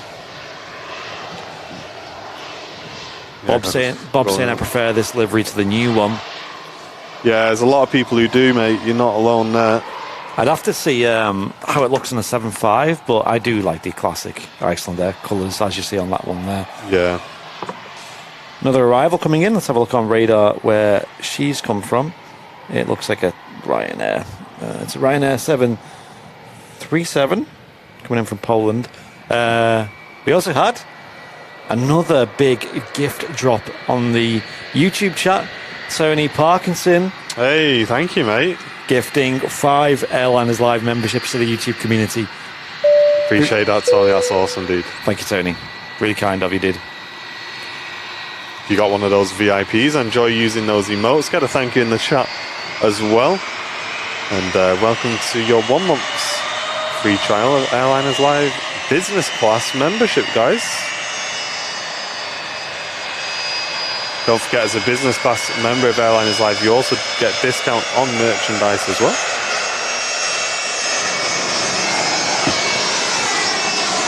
And here she goes, the 757.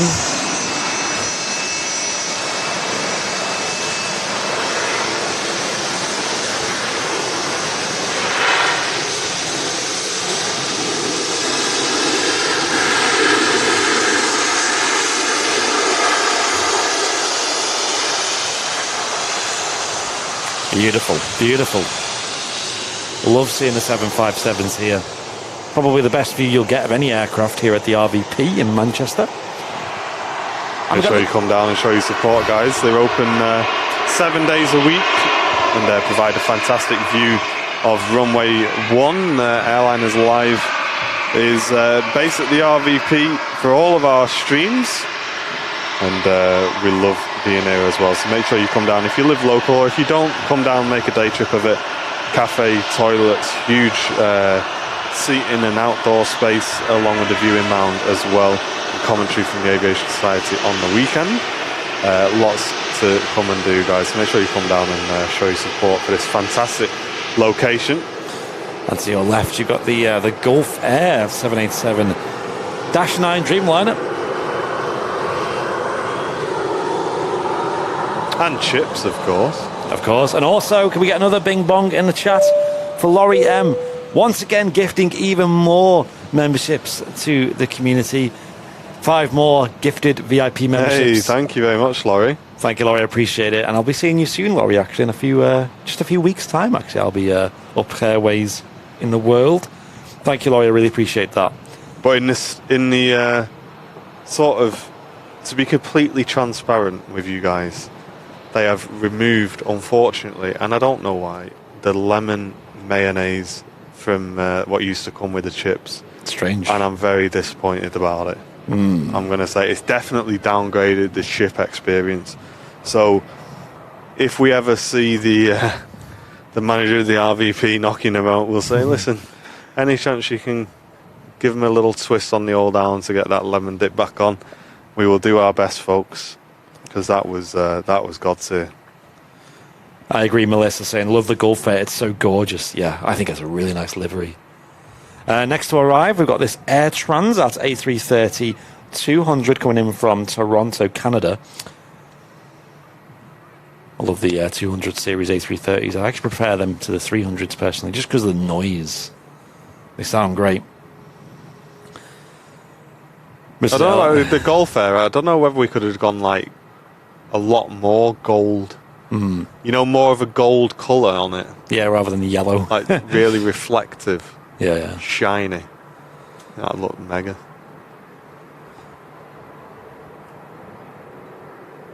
It's the Air Transat, is it? Mm-hmm.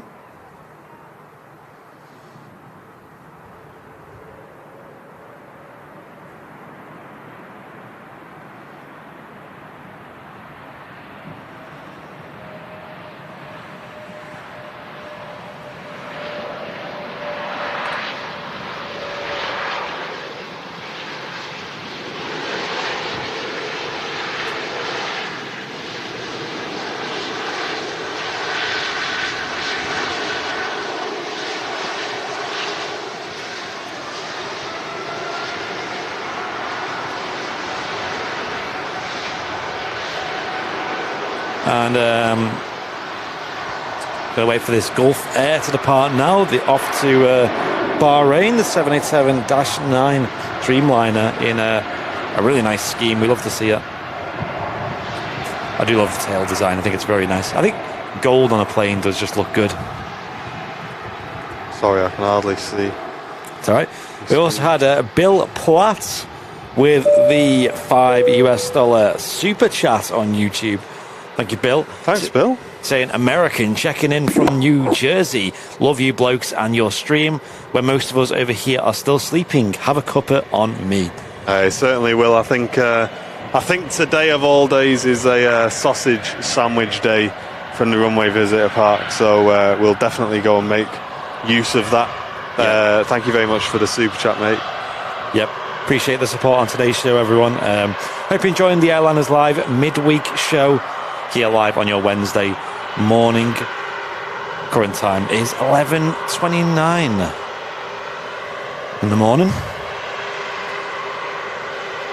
If you're watching on YouTube, make sure you hit the like button, of course, and subscribe to the channel as well if you haven't already, on our quest to hit 100,000 subscribers.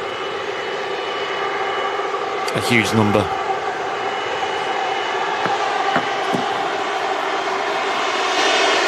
Really weird conditions today.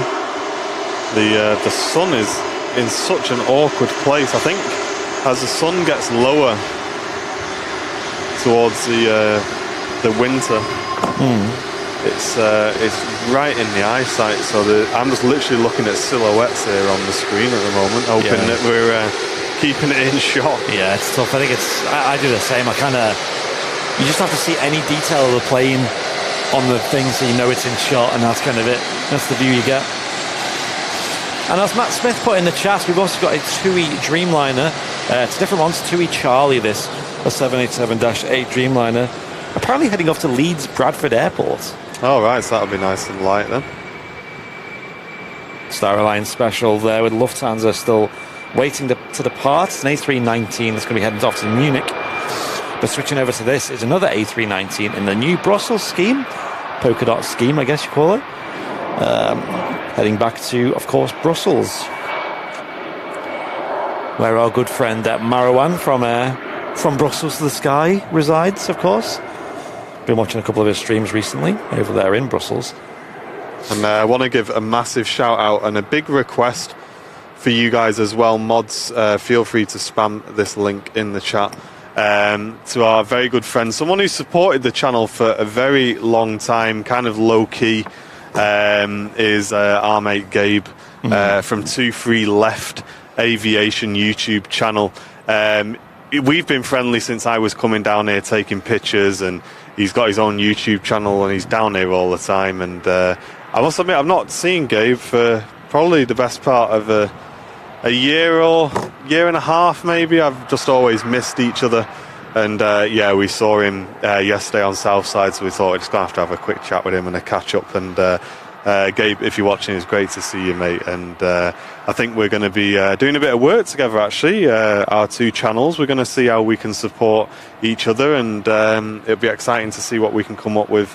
And it was just a great catch up, and an absolutely genuine guy. I can just say he's just got time. He's been friendly with us since Airliners Live had 5 viewers. He was, go on guys, you're doing great, stick at it. And we just had some good plane spotting memories, and we were kind of going through those yesterday and having a chat. It was great to see him. So make sure you go and check out his YouTube channel if you can. He gets some awesome content. He's got an awesome camera, and he's just a real genuine guy, a proper gent. So go and give him some support, guys, if you can. Yeah, he's a great guy. Yeah, it was a pleasure talking to you, Gabe. And great content as always. Someone who just does it purely for the passion and the hobby and just getting out and really enjoying catching the planes. And he uploads them to his YouTube channel as well. And he has a Instagram as well. Yeah, he's a great guy. He's one of them proper positive, good laughs, and just makes your day. We've always been having a laugh.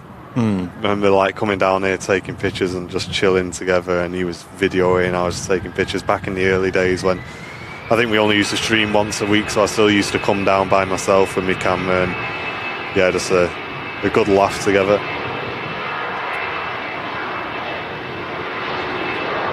There goes the Star Alliance special. Lufthansa heading back to Munich. We've also got the TUI Dreamliner approaching the departure runway over there as well. Apparently just heading off to Leeds Bradford Airport. If I'm honest, I didn't even know TUI Dreamliners flew from Leeds Bradford. So I know they do fly from a magnitude of different airports here in the UK. When I went down to Gatwick, I've seen a couple there. I know they fly from Birmingham as well. But TUI is they have bases all over the UK. Not just the Dreamliners they'll fly, but also the 737s, and also some other airports have TUI SmartLynx aircraft as well based there. Yeah, there's a link in the Twitch chat as well. Thanks, guys. Thanks, Matt. I appreciate getting the links in there.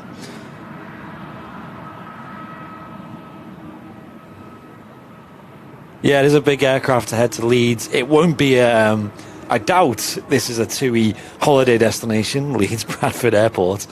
If it is, it's news to me, and that'd be kind of cool on a TUI Dreamliner. But no, it's most likely a repositioning flight to take this aircraft over to Leeds to do a flight over from there. So I'll be going over there to collect some passengers for a flight that departs Leeds. Noel Glass, thank you so much. Another bit of support coming in on the chat. A £5 super chat saying, "Hi guys, I discovered your channel last week. Love the content. Great show again. Need to visit the VIP real soon. Keeps me entertained whilst working." Thank you so much, Noel. Appreciate the £5 super chat. I'm glad you're enjoying the Airliners live stream today on this very bizarre weathered day here at Manchester. Yes, thank you very much, Jude, for the super chat. It really does help the channel out a lot. Thank you very much, mate. We stream here at the RVP twice a week, here from the RVP control tower. And this A320 is heading back to Amsterdam. Seen us come in a little bit earlier on BRB.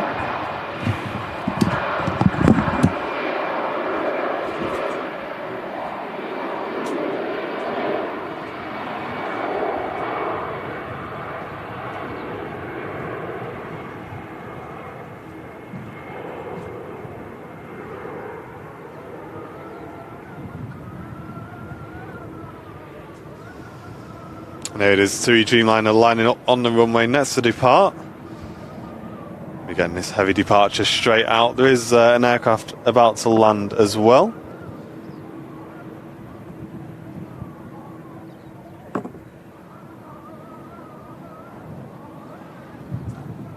And Jeanette McKenzie, thank you very much for the huge £20 super chat. That's awesome, Jeanette. Thank you so much. Saying sausage butties on me, loving the stream. Hey, cheers, Jeanette. Yeah, we'll definitely be going and grabbing some of those after today's stream, and then heading back to the office to catch up. I must admit, we've been quite disjointed the last couple of weeks, because obviously I had some time off, and Andy had some time down in London, and obviously with the Queen's funeral and stuff like that, we weren't in the office and cancelled shows and stuff, so it's kind of just trying to get back on track. So we'll be going straight back to the office after today's stream and catching up with all the regular work on Airliners Live, but obviously we can make time for a quick sausage sandwich. Cheers, Jeanette.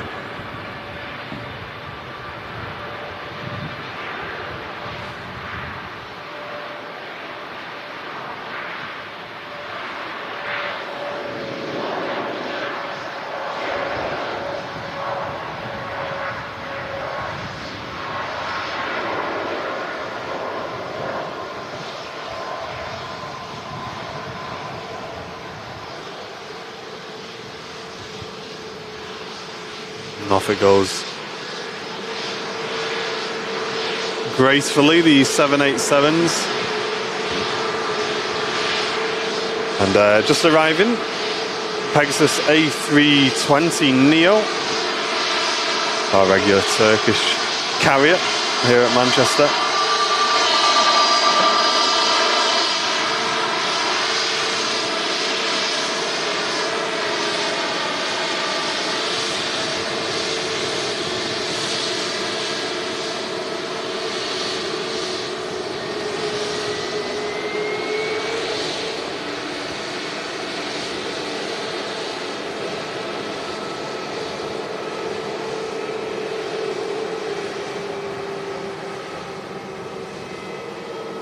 Nice, Matt. Yeah, we'll be seeing another 757 on the way out in a few minutes' time. That'll be heading over to the south runway to depart in the .com scheme.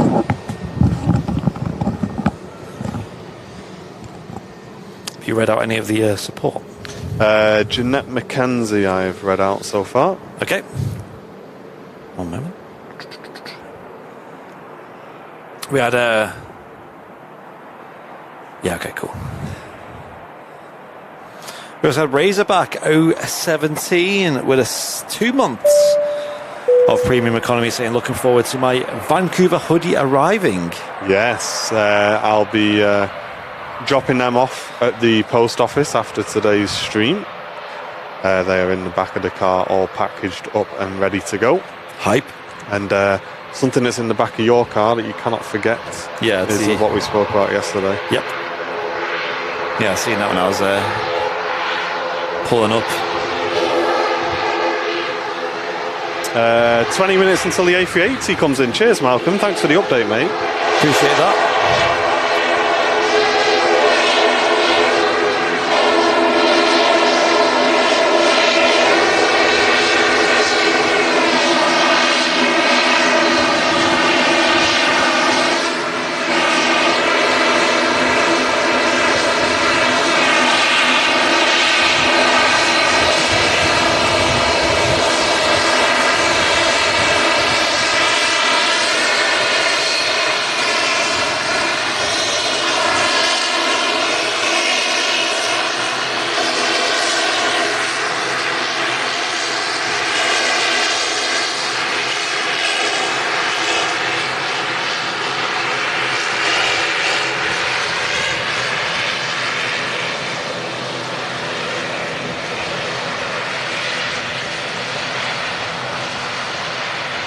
There's our Irini Air Services, ATR 72, heading in from Guernsey today.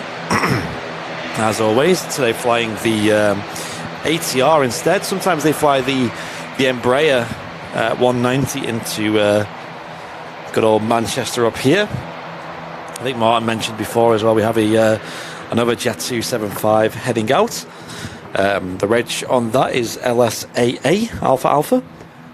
LSA, and she's heading out to Zakynthos also. It's interesting how I was saying, because obviously when I reserved to go to Zakynthos, I could pick between the two flights. One was cheaper than the other, but there was only a 1 hour difference between the two. And it's like, obviously you're just going to pick the cheaper one. One was going to go out at like 10 a.m. and the next 11. I think we went out on the 10 a.m. one, so 1 extra hour in Zakynthos, you know what I mean?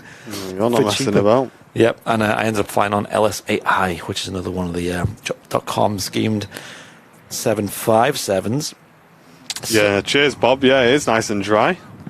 It's lovely, isn't it? So we also have taxiing out the Aer Lingus UK A330-300 EILA. Now, she made a bit of news yesterday over at Orlando Airport, which is where she's going today. Did anyone see that? Orlando themselves tweeting it out. That the brand new Terminal C is now open at Orlando Airport. And the first aircraft to use it yesterday was our only Aer Lingus UK Manchester-based A330-300, and it is EILA, the aircraft that's taxiing out now. So she made a bit of history, I guess you could say, yesterday. Nice. Over at Orlando International Airport. So that's awesome. Terminal C, that was. So go and have a look at their Twitter. You can see that. A few little photos, and I was really trying to zoom in and see the reg, see if it was our aircraft, and it was indeed. So that was great. Putting Manchester on the map, as per usual. So what's going on the radars at the moment? We have an aircraft on approach. Speaking of Aer Lingus, it's another Lingus. It's a ATR 72 heading in from Dublin Airport. Hope you're enjoying the show today. We've got myself down in the studio here. Hello, how's it going? Yo. Rocking the brand new Vancouver shirt as well. This is available on airlinerslive.com or shop.airlinerslive.com. You can use as well. Now in stock as well. I believe on the website, if it is in stock, it'll say in stock. And is it pre-order or? It'll either say back order or pre-order if if it's out, and it would be about 2 weeks getting that to you. If you're happy to wait for that, be great. Yep, a great design, and support the channel with your purchase as well, and rock some really good looking bit of merch. It comes in a t-shirt or a hoodie. I mean, it is hoodie season, so technically it makes more sense to get a hoodie. We were saying before, we like to wrap up on Airliners Live, and the Airliners Live hoodies always do it for me. I usually wear one of them with a thermal layer underneath, and it's literally just like, you're unstoppable. Yeah, you can actually be in anything, can't you? Yeah. Take care, Peter. Thanks very much for tuning in, mate. We'll definitely be back. Good job, guys. Hey, cheers, dude. Was that the DJ? Technically, yes. I've got control of the audio down here as well. There she is, the beautiful Jet 2757 in a .com scheme. LSAA. Heading out to Zakynthos over on the island of Zante. She is also a 34-year-old aircraft, just like the oldest LSAI.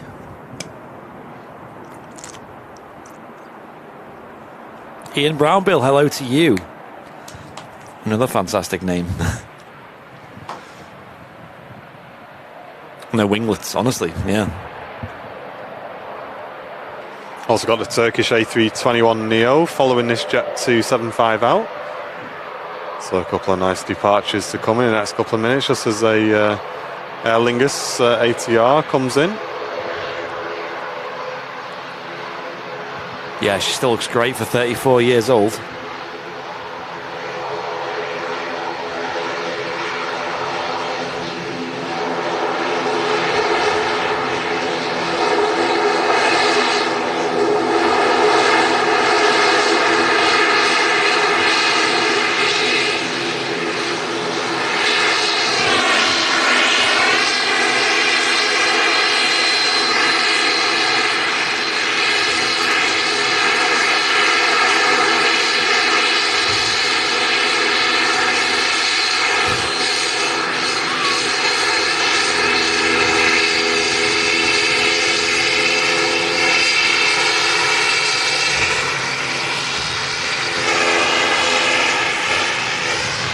Cheers, Matt, for the update, mate. Yes. Keep an eye for that. Yep, the Emirates A380 just passing through 6,000 feet. The second most tracked aircraft in the world on flight radar, I believe. Oh no, sorry, I read that wrong. Sorry, that is not correct. You're talking rubbish. I'm spreading lies on the stream, but she is heading over the moors now, heading in from Dubai. The Emirates Flight 17, the A380, on a really long final approach, basically. Still over 5,000 feet, and that'll be the second to land. Behind an EasyJet, which is currently just flying over the city centre of Manchester, or just near that anyway, over Stockport rather. Heading in from Palma de Mallorca, the EasyJet. In fact, still got the gear up by the looks of it. Looking on that image there. So 1,800 feet.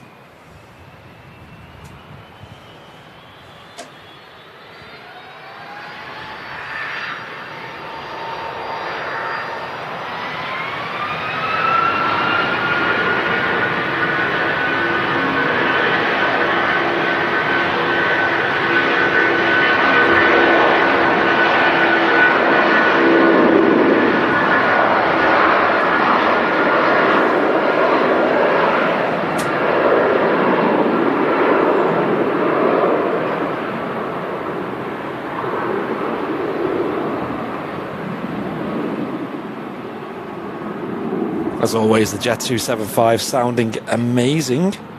Getting off nice and early as well for us.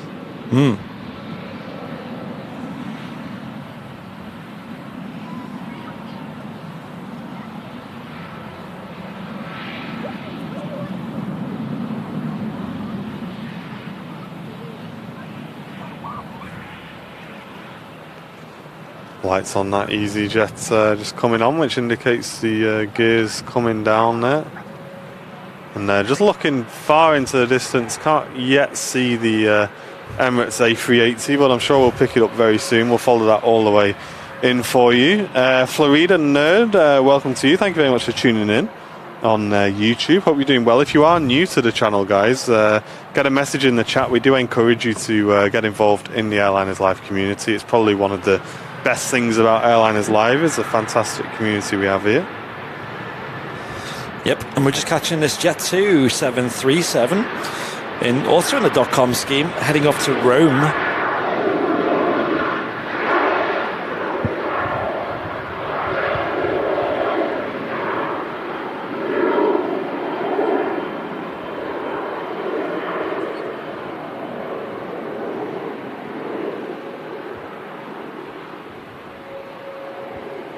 There she goes. Not using a lot of runway compared to the usual Jet 273. They usually use a ton of runway. And yeah, as Mike K put in the chat, we got the Aer Lingus UK heading out to Orlando. It's an A330-300. So we'll see her soon. Currently just taxiing past Terminal 1 at Manchester. And as mentioned before, this EasyJet A320 heading in from Palma de Mallorca.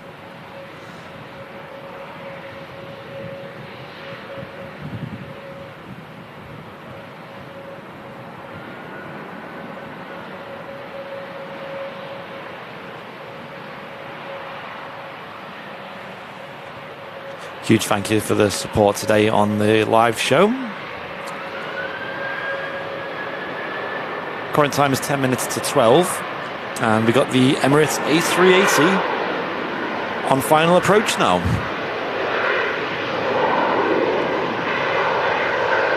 And there he is, the king of the skies.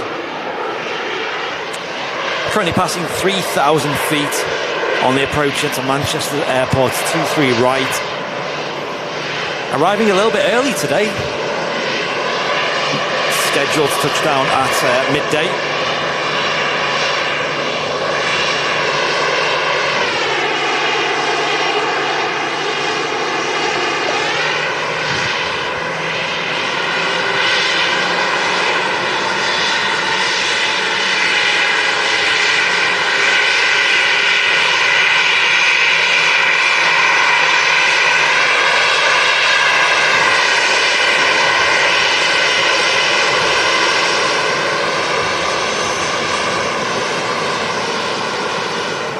Cheers, Bob. Just saying there's no friendlier stream than Airliners Live. That's good to hear, mate. I agree. Unbiased, of course.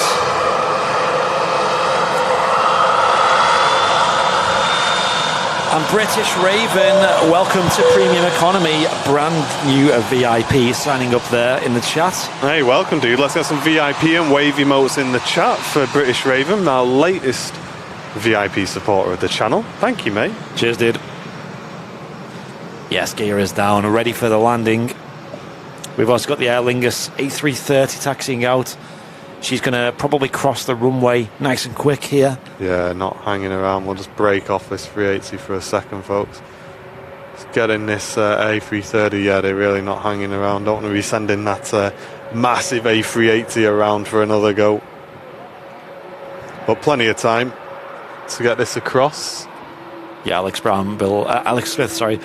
Saying it was a cool shot of the wheels coming down. Yeah, it was amazing. I love seeing the gear coming out like that.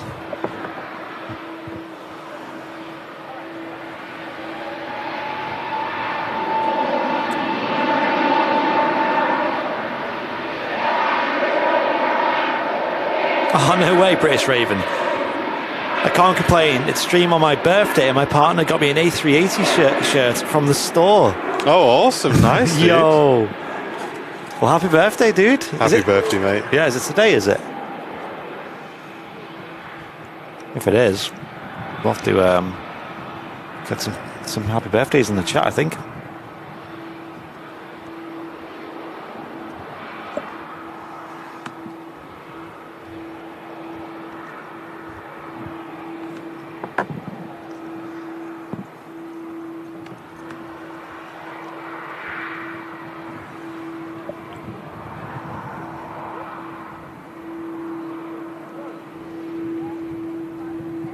Awesome, dude.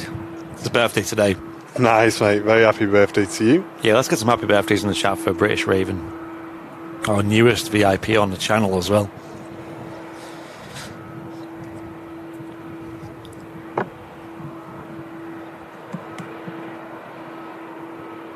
So I was making some adjustments to the tripod. When we're at a massively max zoom, obviously any inputs we do are massively exaggerated. Can assure you the A380 isn't making those massive whip pans across the screen.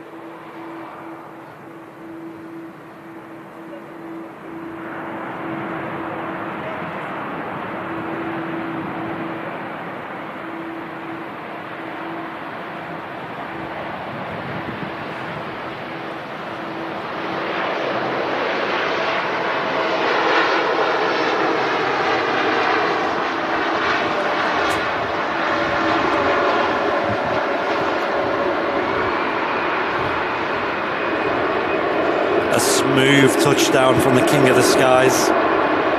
Beautifully tracked by Martin on the camera as well. Just about. And the bing bing bing bong from Mark G, one of our OG VIPs. Hey, nice to see you, Mark. Gifting one Airliners Live VIP membership to the YouTube community there in the chat. That's awesome, dude. Thank you very much for that. It is a great way to support the channel and the community, the gifted memberships, because we benefit from it as usual. And obviously someone in the chat benefits as well. So it's definitely the best way of supporting Airliners Live if you can afford to do so. We definitely recommend it. And as we wait for the A380 to taxi back past us, we're going to keep our eyes on this beautiful Aer Lingus A330 heading off to Orlando, Florida. Some very lucky individuals on board that aircraft. Probably going to venture over there for the maybe the amusement parks over there. Looks like she's starting a takeoff roll now. Let's turn it up.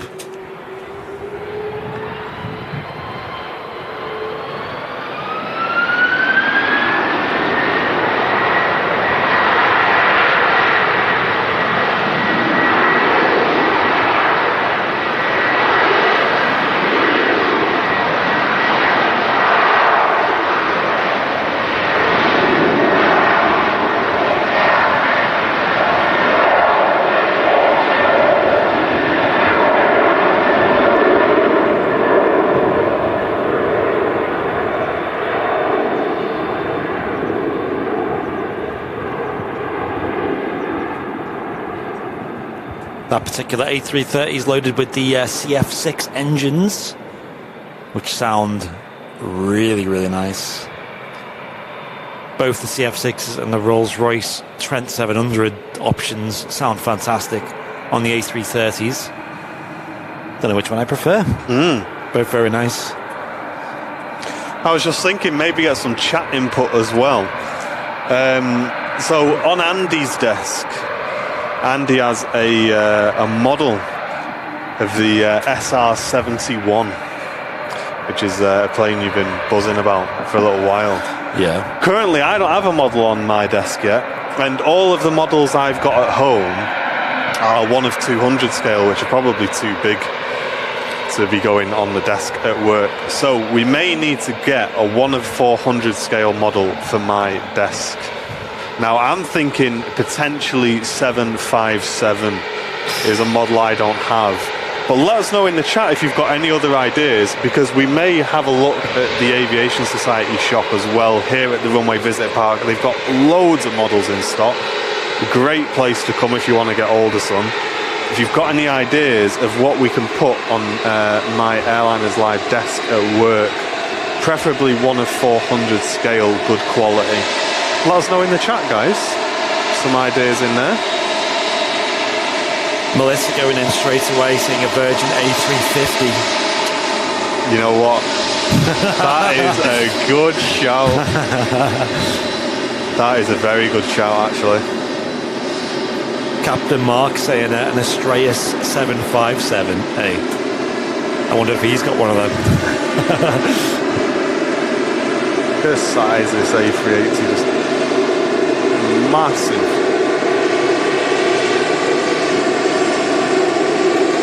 Oh, no, yeah, Owen. Yeah, I wonder what Owen was going to say. I wonder.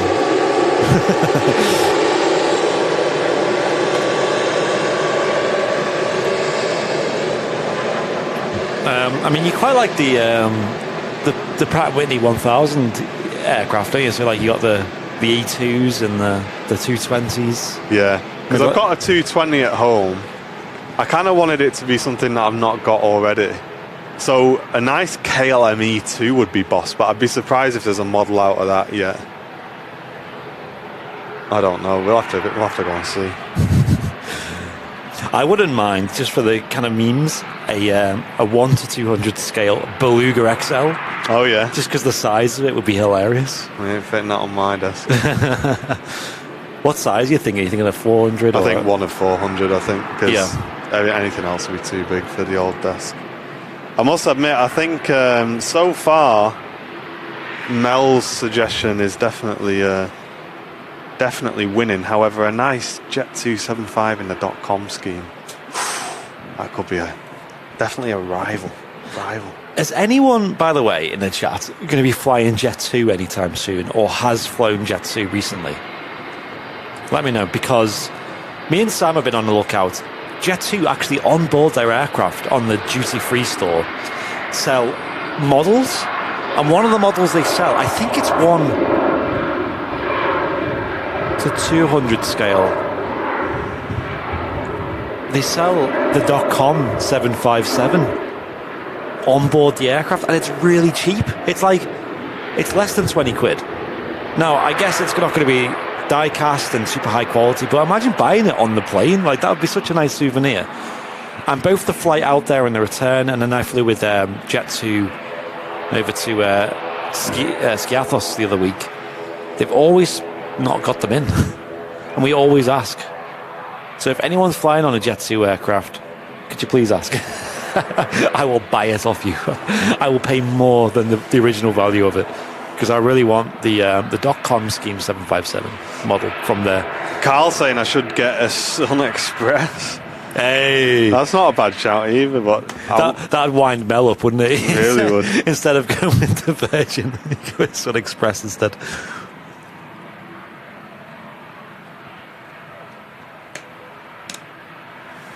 Any other suggestions? Go old school with a DC-4. Oh yeah, nice old school. Or a C-47, a Dakota. What about Concorde? I've got 2 Concorde models already, Georgie, so I don't want to really get another one of them. You know, I wouldn't mind a Typhoon, maybe in the blackjack livery. Yeah. Oh my God! Imagine that. Are we going on a model hunt after today's stream? Maybe take a VIP live stream. Well, not a live stream. VIP pre-recorded video in the Aviation Society shop as we have a cheeky look around. Get an Antonov 225. Guys, I ain't got much room on my desk.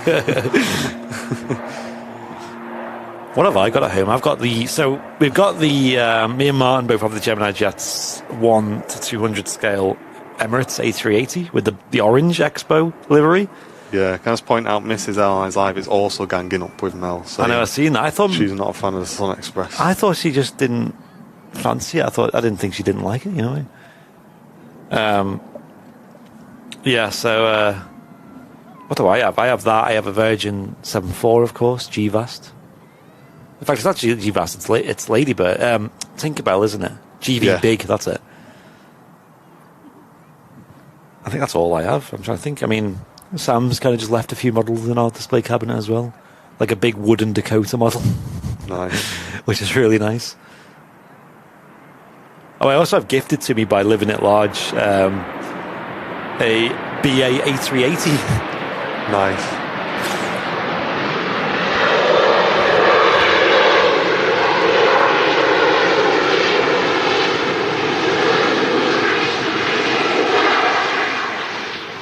I need to get a BA Andy. I've already got a BA A380, but it's only a plastic one. It's not like a high quality. But it was gifted to me, and it was gifted to me because I flew on one. So yeah, it was very nice, very kind of him.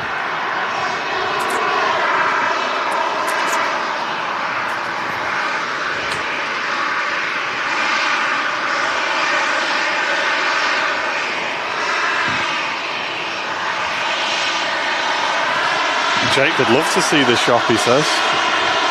Yeah, we can go for a wander around after today's show. Yeah.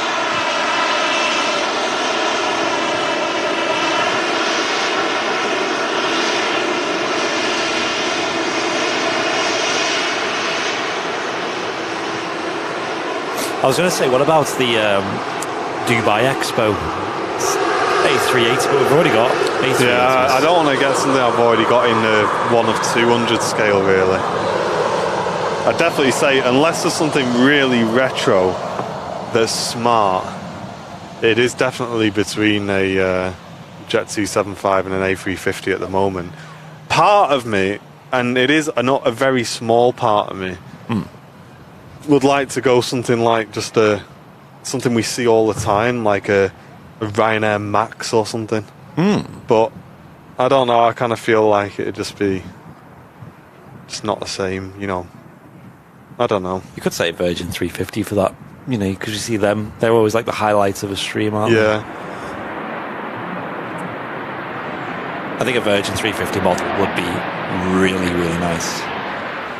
We will have a look. Yeah. Yeah, they have models. Are you talking about the shop here at the RVP? Yeah. They have quite a few models here, don't they? Quite a few different ones that you might not see here at Manchester as well, so it's always good to have a look around.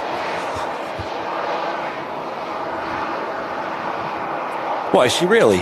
Oh my gosh, taxiing out right now. We have the Virgin Flight 75, the A350 1000. There you go. Jen saying, why don't you just take one of the 100 that you've got at home? I did think of taking the A220 into work. But I don't know, I kind of quite like having a little collection at home.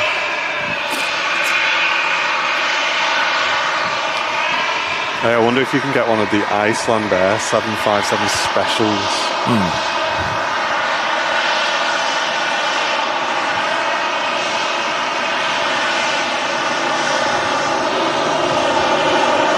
Yeah, they've got an online shop as well. You have to search for the Aviation Society on Google.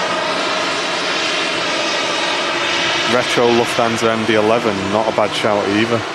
Oh my gosh. Wait, they do retros of them, I guess? Well, I guess it is retro in itself, isn't it? We did see the MD-11. Yeah, that's a good shout.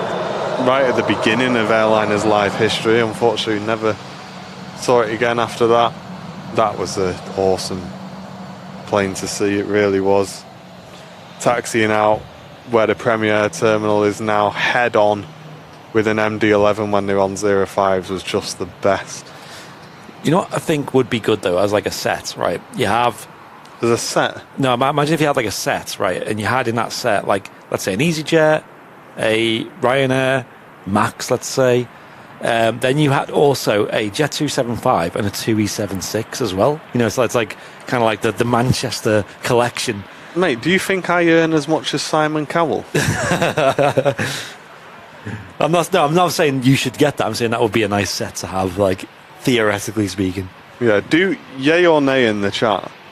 Do we get a model shelf in the office?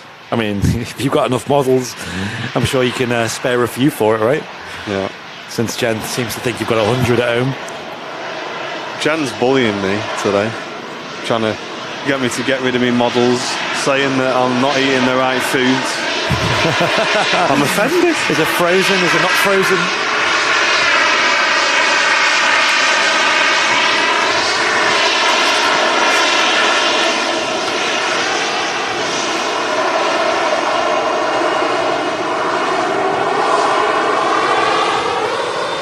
Here she is. Probably the most, I'd say arguably the most beautiful aircraft we see on a daily basis here at Manchester. Yeah, you could have like a classic set as well. Jamie saying. So you could have Monarch, Thomas Cook and Britannia. The public have spoken. Why stop at a shelf? You should have a cabinet. Guys, our office is not that big. It's not that big, and I've got bad memories of them glass cabinets because what happened at work once, we had one of them glass cabinets and it had like audio interfaces on it, and it's like the glass shelves going up, and one of the members of staff knocked it, and each level one by one went down, and as it went down in the shelf, they all smashed. So it's like psh, psh, psh, psh, just going down all the things. It was, there was glass everywhere. Oh my gosh. That sounds horrendous. A shelf would be nice though, right? Yeah. And Jen says, if you ever have to lose that office, you're going to have to bring all these models though. Look at it, putting her right down there on next to she's Yeah. You know what I mean? Can't plan anything here. No, I think a model shelf in the office would be nice. We need to get a clock for our office as well. I want like a nice big digital clock. If anyone's ever been through security at like an airport and they have them clocks, you know what I mean? One of them big digital ones. Yeah, we do need a clock in the office. Tells you to the second where you are. This is coming from the glider. It's all coming out today, chat. That's it, we're engaged now. We air all of our arguments on stream. Hey, what we could do is have a clock for Manchester, a clock for Vancouver, and a clock for Sunderland. Because Fez is on a different time zone to us, and he's not awake yet, is he? So he was in the chat earlier. He's probably gone back to bed. All right. So right now in Sunderland, it's probably like 8 in the morning or something, right? Yeah.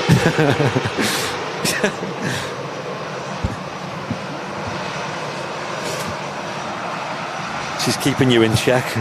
That's what. Oh yeah, someone needs to do it. You're right. Exactly. Oh yeah. Listen, when you said yes, you accepted me and my model. So all right. Yeah. Yeah, that was our chance to say no and get out. Yeah, she should have said yes, only if you get rid of your models. That was your once in a lifetime chance, and you didn't do it. So sorry. Mark saying you'd have to set the Sunderland clock back 50 years. Wow. Right, has a Ryanair 737 coming in. She's in from Berlin. We see this flight all the time.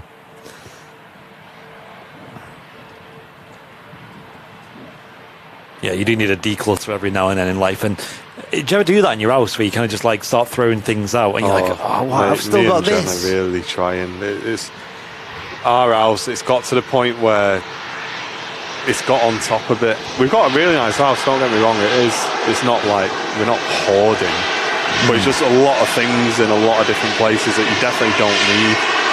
Yeah. But it's just so difficult to just get rid of everything.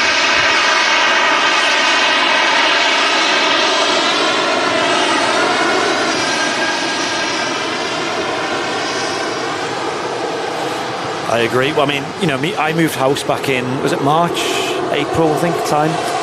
I think it was April this year. And my philosophy was don't hoard anything, just to keep it really clean and simple and fresh. Yeah, because me and Jenna said I think the only time we're going to get on top of it is if we move and, like you say, just go full minimal. Because my sister's got a really nice flat and it's super minimal, like just only the essentials, and she's got pictures up of family and stuff, and it's really nice. But obviously when you've been living somewhere like me and Jen have for 8 years, you just put things away, don't you, and you just build stuff up. Yeah, which is exactly why I'm going for a 1F400 scale instead of 1 and 2. There she goes, the Virgin Flight 75 heading off to Orlando. It's on a race with the Aer Lingus from before. The A350 1000, beautiful aircraft. Love seeing her. Yeah, the problem with me is I get stressed out if I have a messy house. Like it just like actually stresses. Like not many things stress me out. For some reason, I'm just like immune to most types of stress, but a stressful house, man, it does stress me out, especially when you got people coming over and things. Yeah. So I swear it's not normally like this. Because when you have like a nice clean house, the mess stresses you out more because you're like, it could be nice. Whereas I suppose in your case, because you've got so much stuff that's been built up over time, it doesn't really matter if it's like a bit cluttered.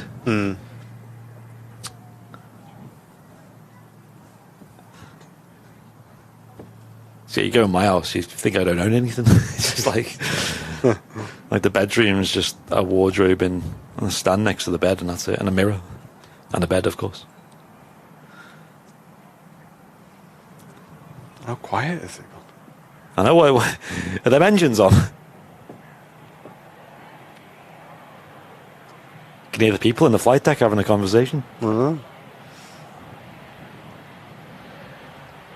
Was that my pork pie or yours? There we go. A clean home is a happy home. I agree. A messy home is stress.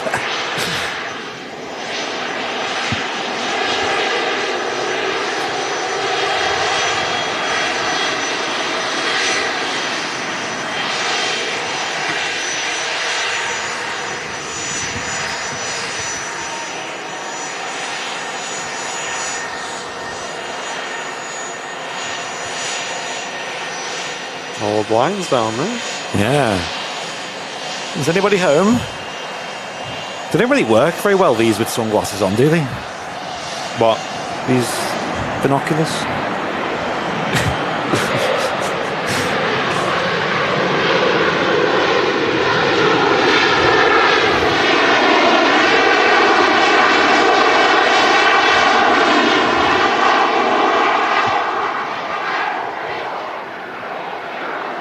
There we go, we have a Ryanair 737-800, what looks like. I don't know where it's come from. There's a bloke in row 7F with what looks like a tablet, and he's watching, I think it's a Spider-Man film. Are you getting a bit bored down there?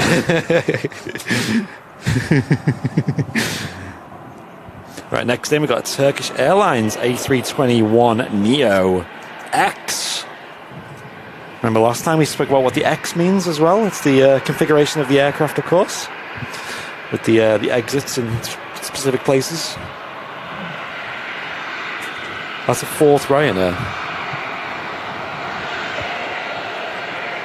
Andy needs food, yeah. Well, I've been snacking away on this, by the way. What have you got?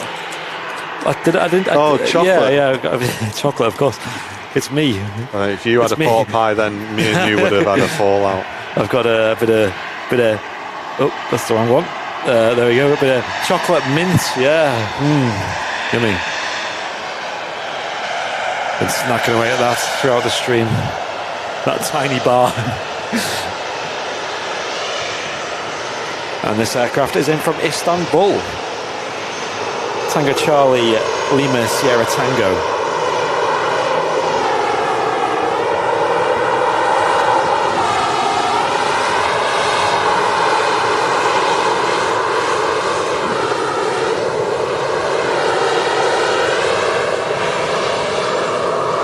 Aldi's finest.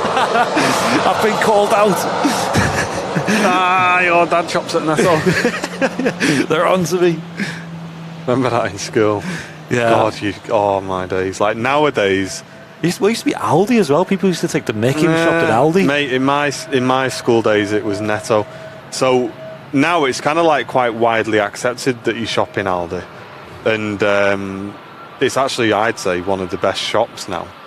But back in the day, if you, honestly, you would rather die and go to hell than go into school with a Netto bag. I'm telling you now, if you had to take your football boots to school in a Netto bag, it would just be a day from hell in my school. You'd just rather just... It was like bright yellow.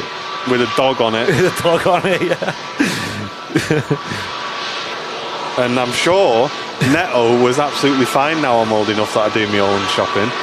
But back in the day, you get your head kicked in. It's horrible.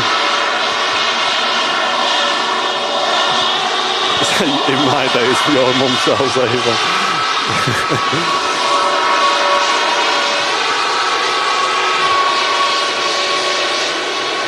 Yeah, the fake Mars bars and the Twixes, that's right, yeah.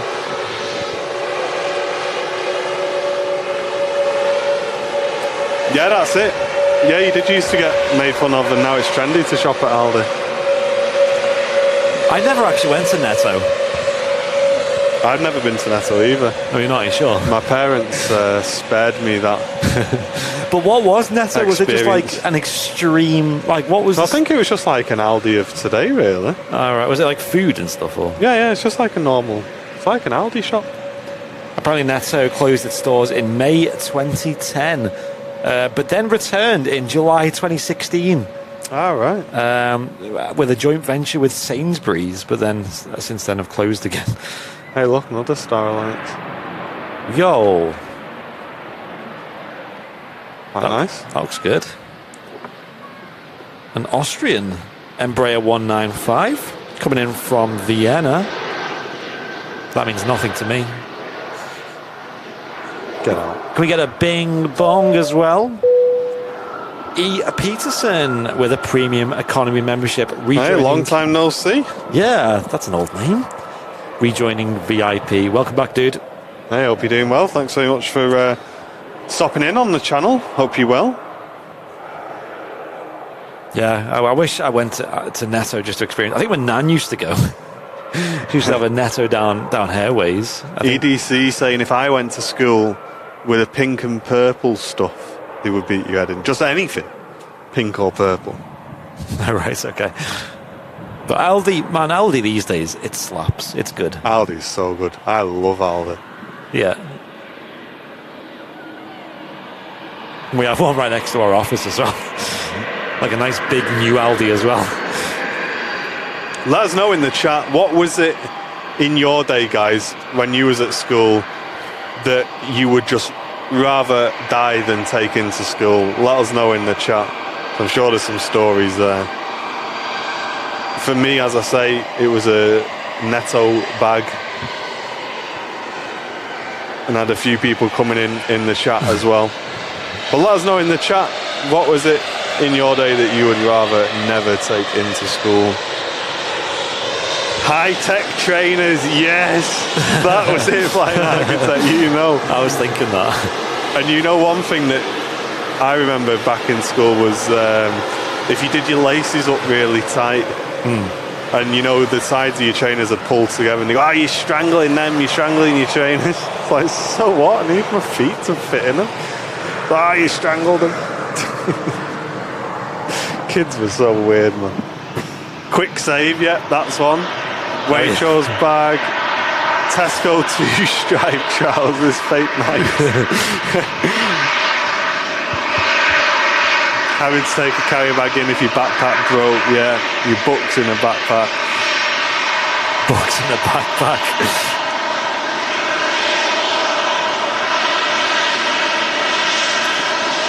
I remember for me, Gola trainers, yeah, Matty boy. My dad, you know how there was Nike Total 90s, wasn't there? Yeah. And they were kind of in fashion for a bit. Well, my dad managed to find knockoff ones somehow, and they were called Total 45s. And I don't know where they came from, and I had no idea. And everyone used to just take the mick. It was like, you got Total 45s. Yeah, no, they're legit, guys. I know the real Total 45s. Like, what is that? Where's he even found them? Oh gosh. Where's he found them from?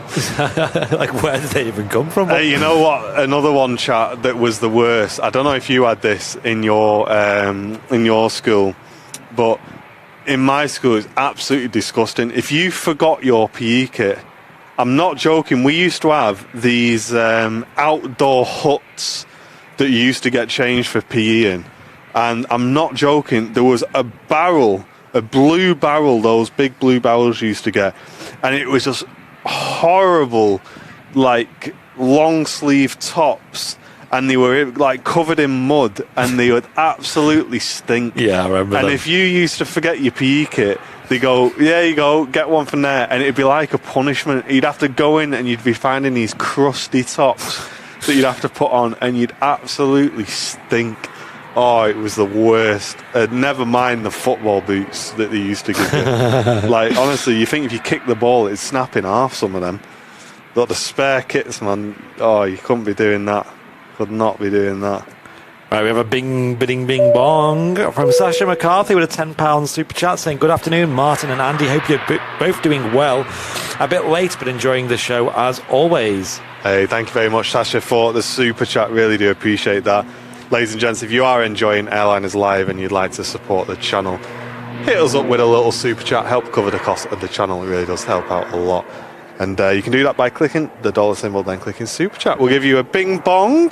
There's Andy's just done there in the channel, and we'll give you a massive shout out as well. Thank you very much, Sasha, for doing that today. You can also do this. Oh, it just ended. Listen, Okay. serves you right. Listen, as soon as you put that on, the show's ending. I know, I thought that. Maybe that was a divine intervention.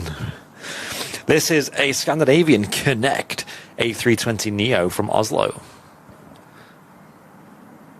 Them loud reverses. PE was good in primary school, though. I don't think they do it anymore, but we used to have on the wall in primary school, and let me know in the chat if you had this as well, there used to be a wooden climbing frame, but it had wheels on the bottom of it and a hinge on the other side. So it would go flat against the wall because it was that hole that we used for like dinner time and that. And then when PE comes, you just pull it out and it kind of like clicks into place. And you'd have climbing ropes, a bit of a climbing frame. You'd flip the benches upside down and balance along them. And the best thing that everyone wanted to do, and not all the teachers let us do this, but a couple of them did, we used to put a crash mat at the bottom, and they just used to let us climb up to the top and just jump off and go onto this crash mat. It was the best, and everyone used to fight over whose turn it was to be on that, because everyone either wanted to be on the ropes or be jumping onto the crash mat. And then you used to be the guy that used to always get put on the benches, and you used to have to just balance on these wooden benches that had just been flipped upside down from, what was it called in the morning? Assembly. So you finish assembly and then you flip the bench upside down and you just have to balance along it, and that was how apparently we kept fit back in the day. The only memories I have of PE where, for some reason, like, you know, you have like rotations of different like groups, like you might have like 2 halves of the year or different classes or whatever. And our rotation was the one that would always get the winter outdoor activities. So like one half would have the indoor activities at winter and the other half would have outdoor activities. Oh God. And I remember like rugby, football in winter. You know, when the grass is so frozen, it's like crunchy to stand on. And then the worst, I don't know if you ever did this, was hockey. Did you ever play hockey? Yeah, and I got smashed in the face with a bat, and it was horrible. My lip was massive, and it got me right. Like a wooden one, or was it? A wooden one, Yeah, and it was by one of like the nicest guys in school as well. So he felt really bad. He was crying because he'd hit me in the face. I was crying because my face looked like I'd been smashed in the face by a boxer. But that was not fun. But Matt Smith saying you used to have to sing some absolute bangers in assembly because we was in like a Catholic school. I think it was like a Catholic primary school, St Mary's it was called, and I'm pretty sure that a lot of people had to kind of blag that they went to church to get into these schools, and every once a week we used to have a vicar who come in. And he used to do like a little service, and some of the parents who were like really religious used to come down to this service and take communion and everything. And I remember this one lady was like bowing and everything, like taking it really seriously. And it was always the same songs he used to sing, and there used to be a teacher who used to play the piano, and we also had to sing these absolute bangers. It was we had some mad memories. Yeah, there was always like one teacher who could play piano, wasn't there? Yeah. We had that. But we had two. We had one teacher who used to play the piano really fancy, and it was good because I used to play piano, so I used to like her playing it. And then we had the other teacher who was like played the piano, but you could tell she was following the music exactly. There was no like no expression. Yeah. We had a teacher who was she's quite an old lady who used to play piano. And she had to stop for a long time, like about a year, because she played the piano so hard, she actually managed to break her wrists, apparently, or do damage to her wrists. Yeah, because she used to like proper, like, it'd obviously just be like an acoustic piano, played loud enough for the whole hall to hear. So, you pin it really hard, and you do have to put some force, and, and you're hitting loads of notes and things. And yeah, apparently it did damage. I was like, oh, God. Well, my dad was putting in the chat that he used to hate having to do cross-country in the winter. Well, at our school, the version of cross-country was running around the block.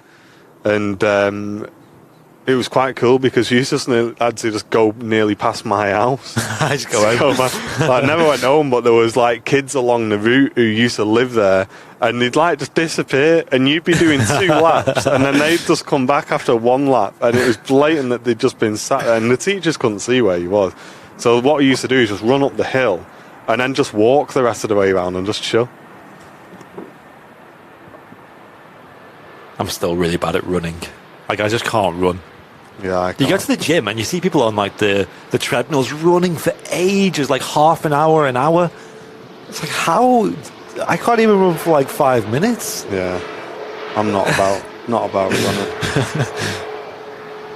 I'd be screwed if I had to run for my life. Like, you know what? Just let me die. I can't do this.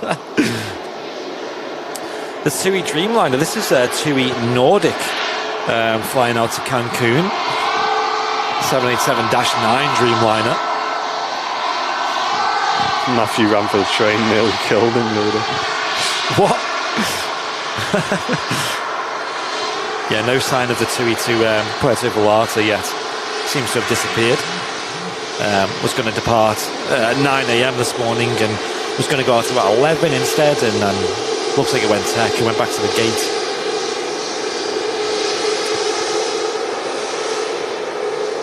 This says, "Don't chase me, I'm full of chocolate" vibes. Story of my life. Well, I used to be a huge chocolate eater. Like, I used to eat, obscene amounts of chocolates on a daily basis. Like, mainly Cadbury's chocolates, but I then found out I'm lactose intolerant, so it was kind of a blessing in disguise, because now I just eat dark chocolate, which obviously I don't find as addictive. So have you tried them truffles I got you for your birthday? Oh, they're all gone. Yeah, no, I mean, they're like the best. They were good. Vegan chocolates I've found. Yeah, the one they're like a little cat tin. Yeah. I was thinking about using that tin in the office for maybe the coffee. Yeah, do it. Because you could just put the coffee in it and then scoop it up. Alex, no, I'm sorry, mate. We'll be wrapping up about in the next hour. The show today, I'm afraid, dude. Yeah, dark chocolate with mint, by the way, guys. That's very nice. Well, I mean, that's what after eights are, aren't they? And they're pretty popular. Sasha, yes, the A380 arrived about half an hour ago. So that has already come in, yeah. But if you are enjoying the show, don't forget to give it a thumbs up as well, guys, and get yourselves involved in the chat if you are new. Yep. And Nick S, thank you so much for the £20 super chat. We'll read that out after this TUI Dreamliner departs. Thank you so much.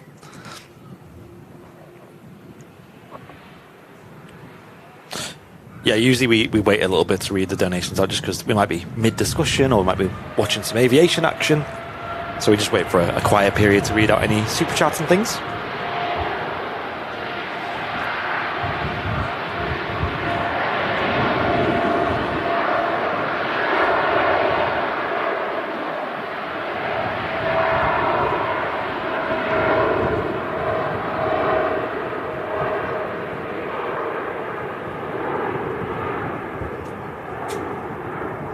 There she goes, the TUI Nordic 787-9 heading off to Cancun in Mexico.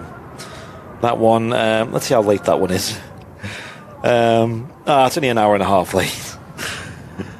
Not too bad. At least it's going out as well, that's the main thing. But yeah, we got a super chat from Nick S with a £20 super chat. Massive, thank you, mate. Thank you so much. Saying, all this talk of models, I thought I would send in some images of mine. All military, as that was my main interest. I don't do Insta or Facebook, so emailed them to you. Keep up the great work, gents. Nice, dude. I will definitely give those a check out as soon as we get back to the office. Thank you, mate. Yeah, of course. All you VIPs are welcome to join the VIP lounge. We have that on Facebook at the moment. So if you do have a Facebook account and you're a paying supporter of Airlines Live, get yourself involved. All the discussions, photo postings, behind the scenes, heads up, early news, all that good stuff is in the VIP lounge. It's a great community, a good few hundred people in there these days, all active members. We also have a Discord as well, if any of you guys are on Discord. If you do !Discord in the chat, you'll see the link to that as well. Go and get involved. Apparently Discord has a forum feature now as well. Yeah, I spoke to John about this. He doesn't think there'd be much use for it for us. All right, I thought it'd be nice to have a spotting section and an airport news section. I don't know, but maybe I'm overselling it there. Hope you're enjoying the midweek show this week, though. Live on your Wednesday, of course. We went live at about 10 a.m. today, and then we're live for about another hour time. We've got lots of work to do at the office today as well. Martin's going to ship lots of merch today as well. And a lot of photo editing and video editing to do. In fact, we are full-time on Airlines Live these days. Although we're only live 2 days a week, that is only a small slice of the amount of work we put into the channel. We're always doing bits to expand the channel, grow the channel, and pay the bills, I suppose you could say. And you guys are really helping us do that and support everything that we do. Of course, you see on Airlines Live, we like to reinvest in the channel, like to have the best of the best when it comes to equipment, the headsets, the cameras, the tripod, all the gear that we have set up, the multicam set up with the audio interface and mixer that we have. Yeah, we really do appreciate you guys, and we like to give back by trying to produce the best live aviation show possible, of course, as well. And yeah, we're really happy with what we're doing now at the moment. So thank you guys. Cheers, everyone. And you can help support us as well by becoming a VIP. You can do that by hitting the dollar symbol, then clicking join on YouTube, or on Twitch. You can hit the subscribe button, and also you can send in super chats and bits as well to send in one-off donations, big or small. They all add up, of course. John, the Discord link is fixed as well, mate, by the way. So we can use !Discord now if we want.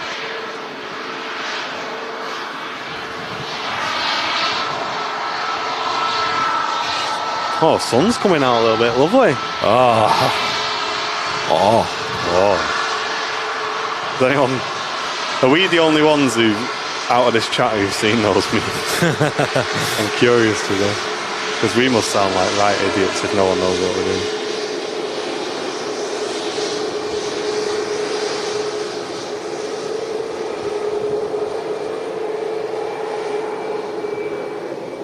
That's Ryanair Max coming in.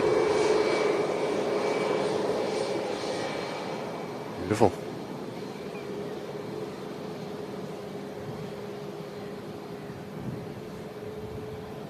I got you, John. Just crossing over in front of the Ryanair's the Pegasus. That's heading over to the south side for departure. Another aircraft on the approach as well. Quick check-in with the old 380s. Now, as you can see, just having all of the services done, ready for its turnaround. Mm-hmm. So I'll have the baggage coming out, food trucks on there, all of the essentials. And the next aircraft to arrive here at Manchester is a TUI 737 MAX 8 coming in from Ibiza in the Balearic Islands of Spain.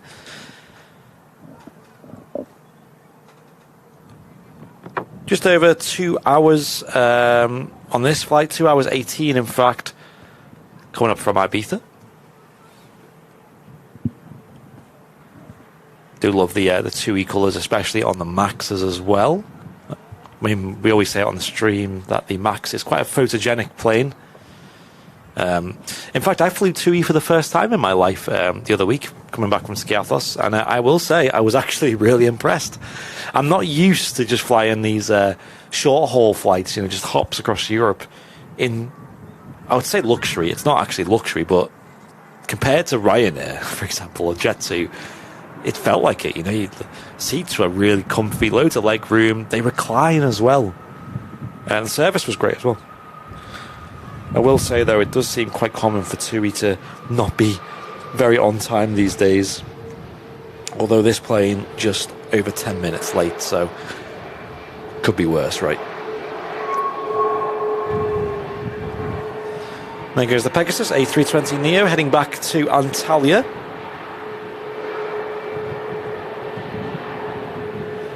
Oh, sorry guys, I'm losing it in the sun here. There it is.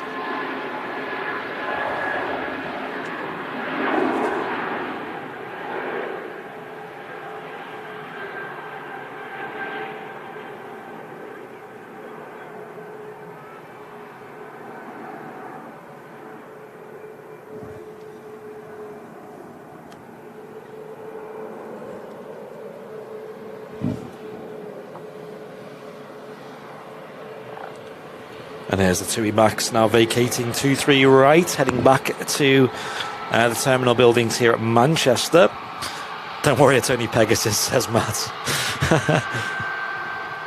Yeah, I just get so used to seats not reclining. Jet2, EasyJet, Ryanair, all have seats that don't recline. So, and for me, it's kind of like a long-haul luxury for me, right? But, hey, TUI have reclining seats, so it's very, very nice.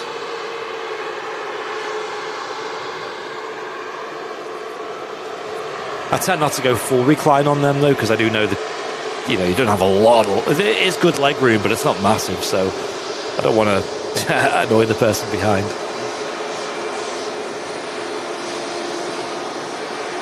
Here's a 737 MAX 8, of course, the aircraft.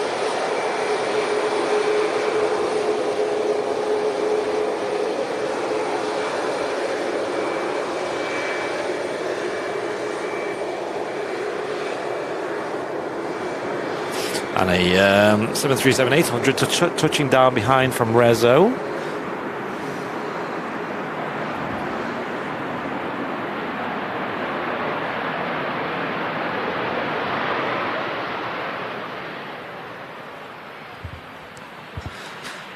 Hope you're enjoying the Airliners Live midweek show, of course. No Henry tomorrow, so the next live show will be on Sunday for the Super Sunday show here on Airliners Live. Make sure you're subscribed, and if you're on YouTube, make sure you hit that bell icon next to the subscribe button to get the notification as to when we go live.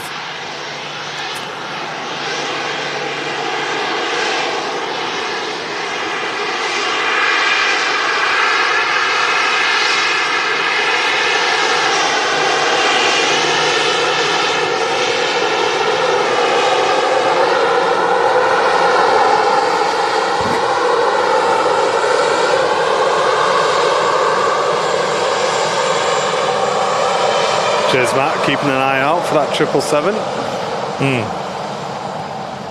Oh, we got Qatar going out at some point. On the way in, 8 minutes. Coming in. Nice. Hype. There's another Ryanair going out as well. Going to Bologna. 737-800. Jamie's Bannister. Unfortunately, we cannot have ATC on UK live streams, I'm afraid. Yep. It's just not allowed. We even contacted NATS to get clarification, and NATS were pretty straightforward and plain in their response, saying it is completely illegal. So, absolutely no question in our minds that we are not allowed to do it. Yep. I'm afraid. The Wireless Telegraphy Act sadly prohibits such a thing. It's a bit of an archaic rule here in the UK, but it's something that we obviously have to adhere to. But it would be very nice to get that rule changed. I do wonder if with the power of our community we could do such a thing, but there's so many problems with something like that. Mostly I don't think there's any politician out there who's willing to make a stand against this. I don't think it's the most important political issue at the moment. I think there's more things going on than that. So as much as we'd like it, it's not really that much of a loss, let's be honest. It would be cool though, and especially for just getting info about what's going on would be nice. Yeah, I mean things like right at the top of the show today with that FOD on the runway. Mm-hmm. It would have been good to get a bit of an early heads up on that. Whereas educational purposes, no. Whereas in other countries, it is completely legal. Well, certain countries. I know Belgium. It's illegal. Obviously the US. I don't know about every state, but I know a lot of states it is perfectly legal as well. When we did the trip to the Netherlands, we used ATC on the live show there because that was legal. But I don't think it's anything that it does anyone harm. I think it's more just a privacy issue more than anything.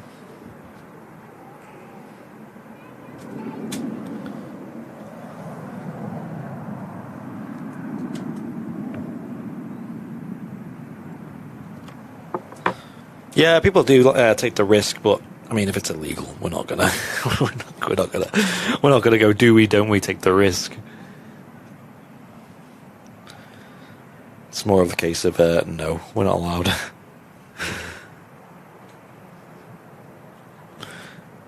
Gone a little bit quiet at the moment. We've got Terminal 3 in shot there with the Ryanairs parked up on that. We do have a 777 coming in. I don't think that's far either. In fact, it's on final approach now into Manchester Airport. The Qatar Airways Flight 27 from Doha, 777-300ER. We see this particular aircraft quite often. Baz, I think we've seen it on the last show. Our Baz. Give it a buzz. Give it a buzz. Just before we went live, actually, we seen the Qatar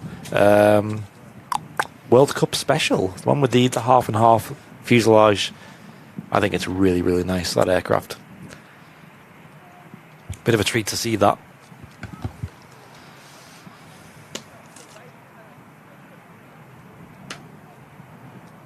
In Dublin, ATC can be heard but no cameras. What's that mean, George? I mean, you're not allowed to record it or broadcast it? Is that the situation?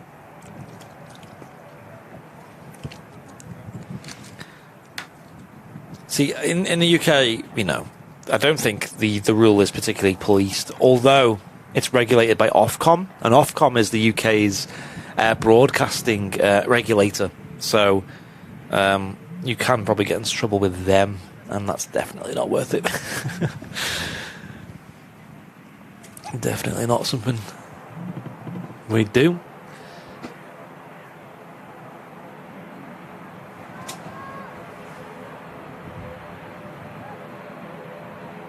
Melissa's saying there's a beluga after Bremen may fly overhead. Yo, I've seen Hardin's been really popular for the belugas as of late.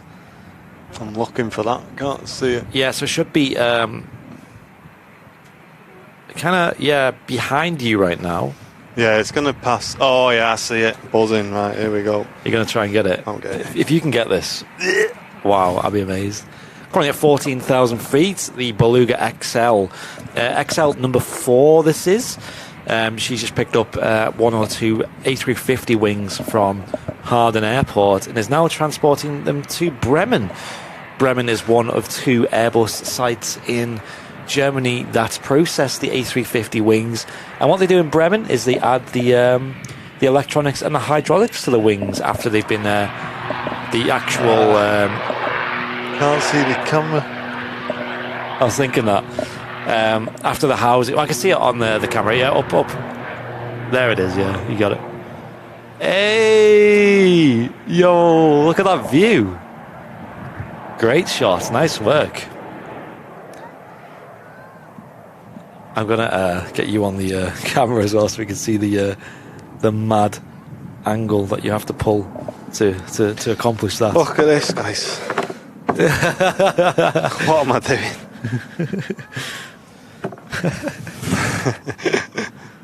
Oh, we got it. Thanks, chat, for the heads up on that. That's awesome. So the Beluga XLs are the super transporters made by Airbus that transport various bits of cargo around the likes of Europe in the Airbus network. In fact, Airbus spans across multiple countries in Europe, the headquarters being in France. But they have, I believe, 2 manufacturing plants in the UK. This one is called Airbus North or Airbus Broughton, which is where they make the wings for the A350s. So all the A350s you see coming in and out of Manchester or anywhere in the world, the wings have been manufactured in Wales. The world flies on Welsh wings, they say. And I'm always considering doing a live show from there again, because you guys seem to really enjoy when we used to do them. They're super, quiet, though, because Hardin, they have, a private hangar there with some, general aviation. You know, you might see some Pipers and things, and maybe, a bizjet or 2. But for the most part, it is just focused around Airbus Broughton over at Hardin Airport, CEG. I would love to do the factory tour there. No, that is high on my list of priorities. I don't think they're doing them still. I think they stopped doing them because of COVID and all that. But they sadly haven't returned. But I will say, though, chat, maybe one for the ladies as well. The Beluga plushes that they do are the cutest things. I'm going to find a photo of one. I kind of want one. They used to sell them at the gift shop there in Hardin as well.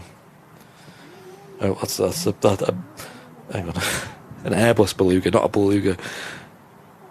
They look a bit... It's not the best photo, though, they have on the website.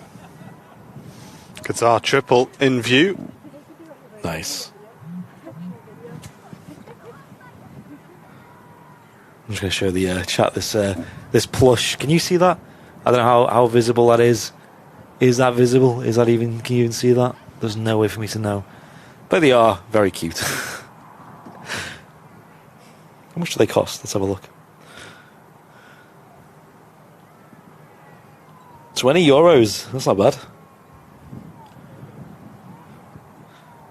I remember once I went to the Disney shop. Man, some of the toys in there are so expensive. The plushes that they have on sale in the official Disney shop. Went there to buy a present for someone.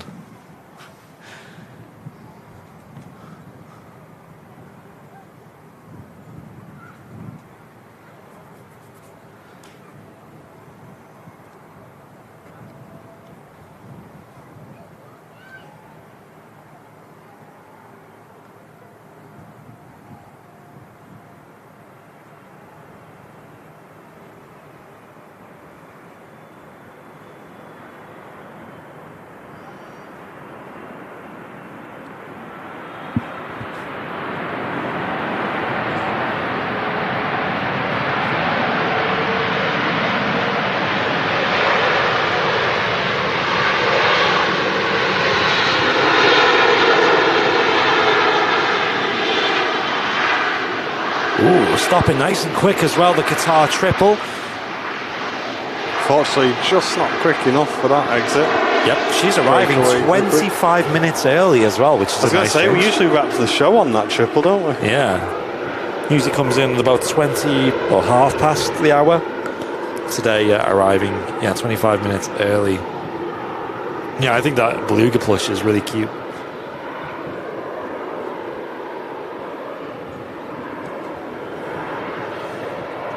Thanks, Amy. Appreciate that.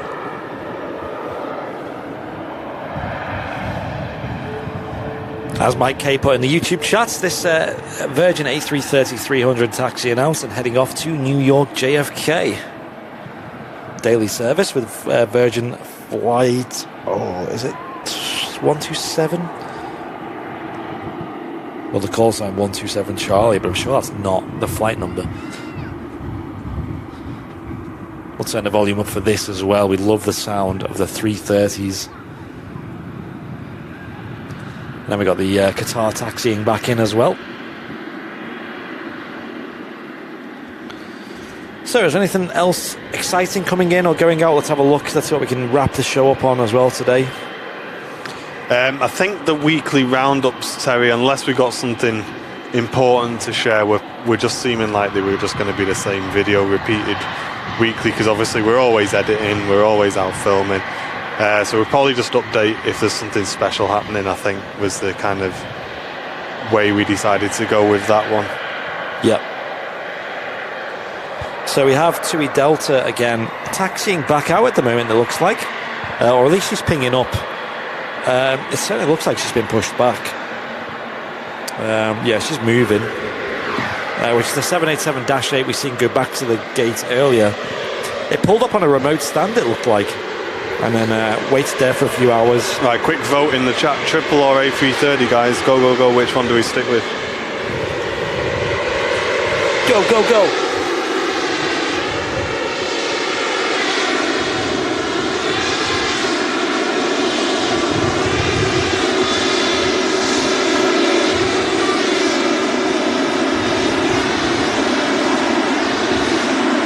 What was the answer? Triple. Oh no, actually, I mean it's a bit of both, but I think most of us said triple, but Mostly triple? yeah, I think so. But it's pretty split, to be honest. Let's see what we can do. Look at the size of that. Wow. That is crazy, isn't it? I love the 777.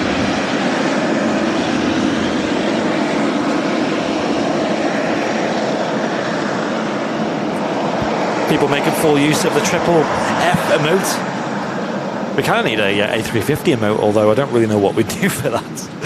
I'm not doing another just text emote. Yeah.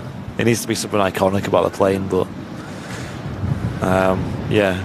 Because we initially tried like the wingtip or the front windows of the A350, but it just didn't look good in the emote.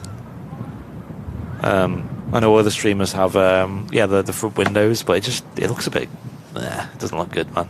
Cheers, Matthew. Yeah, we managed to get them both in then just in time. Quick short break before the next arrival, minute or so. I think it was 50-50, mate. It might have swayed more towards 330 as it went on, though. What's the triple F about? Hey, that's an old reference. It's about a year ago, back in maybe July of 2021.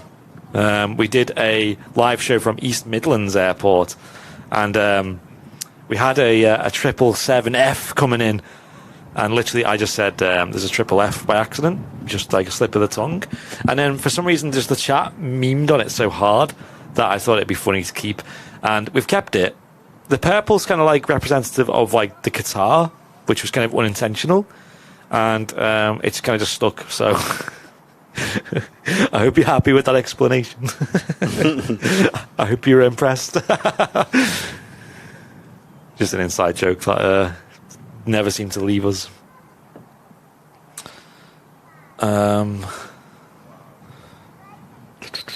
Let's have a look on radar. What's coming in? What's going out? We have a Saab 340 on short final at the moment. Oh, nice.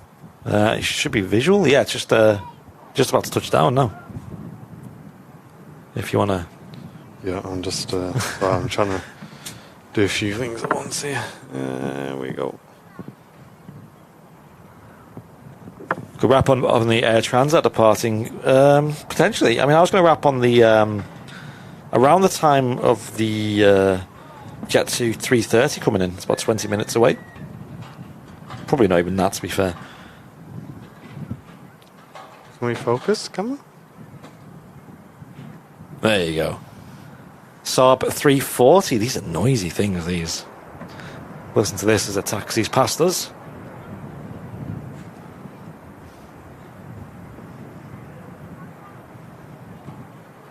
There you go. You guys have got the explanation here then. Forever enlightened. It's just one of them emotes that I guess we could replace it, but I mean, whatever. I don't know. There's a few emotes I want to get in place as well. The crab emote would be nice. Something for a 330 again.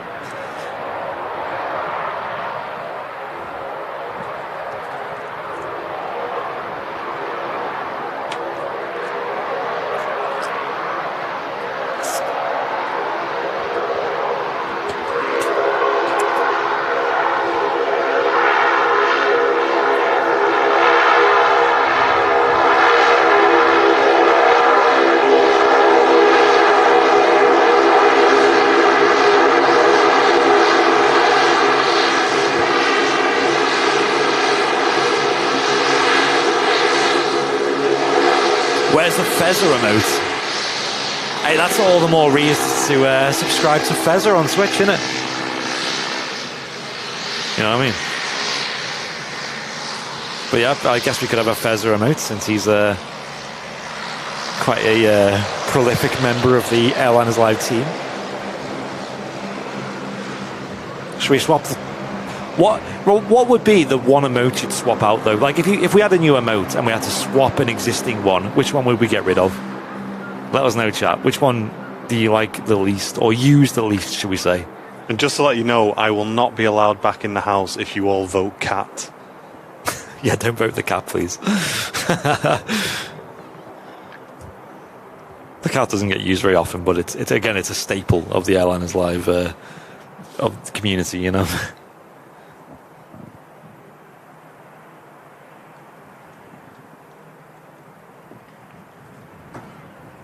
The landing emote, that's probably one of the oldest ones, isn't it? That's been around since as long as I can remember. That's got to stay, because that's like the most retro emote. That's going back to like the very early Twitch days. Yeah, when you had like, was it 3? Was it you had like a camera, didn't you? Yeah. Was it a triple tail? Like, yeah, we had the Etihad tail at one point. Yeah. That was all I remember. There was just them 3, wasn't it? Yeah, I think the record emote can probably go. Yeah, that's a good shout. Half a car? That doesn't really get used that much. That is not going anywhere. Half a car. No, I like the Chapter emote. What does the P stand for? It's VIP. It's like it's a big emote, right? Yeah, I think the record one could probably go. Should we switch the record one with Fez's face? Yeah. Maybe. Which one, though? It needs to be a new emotion, doesn't it? Because we've already got Pog. We've already got Chapper. I'll find one of Hezza. We've already got Lull. I'll find a good one. Yeah, I will literally spend hours hunting for it.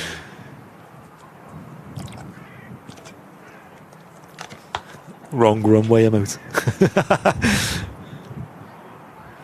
What about lawnmower emote? Hey. Hey, Head in hands emote. port by. I kind of wanted a sad emote, but I don't know when that'd be used. But like a cry emote would be funny. Why? When are we going to be sad? I don't know. I don't know. Like when the lemon mayo. Jen wants her face on there now. Oh yeah, I was going to have the whole squad. That'll be funny, just won't it? every emote is a different face. We need to get Henry on there, don't we? Yeah. But they kind of my belly's rumbling now. You know that sausage sandwich. Definitely on the cards for today. What's the car's significance? Do you want to answer that one? Yeah, so it's a Vancouver emote. That so if you watch the Vancouver shows, sometimes they tow planes with like half a truck. It's really weird. It's literally like they've chopped a car in half and they're towing planes with it. You'll have to watch Vancouver show to understand it, but it's definitely an emote that gets spammed an awful lot when we see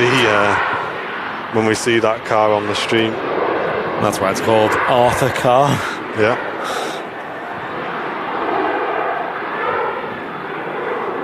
Yes, this is the 2787-8, the exact same aircraft we've seen earlier, which taxied out to runway 2, held short for a while, maybe like 20 minutes, maybe 30 minutes. Oh, is it this one, is it? Yeah, the same aircraft. Oh, okay. Before going back to a remote stand. It's been there for about an hour or two. I wonder what it was. Yeah, I'm not sure. And now it's taxiing back up. Get rid of the cat. Everyone is just saying that for the memes now. Yeah. It ain't happening, guys. I value my life. I want to keep the cat, to be fair. Me and Martin and Jen and the likes are all cat people.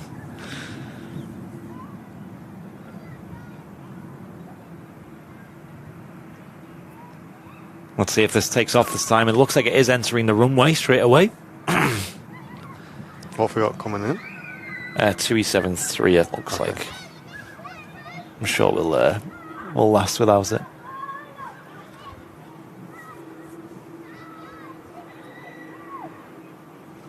The cat emote getting a lot of love in the chat now.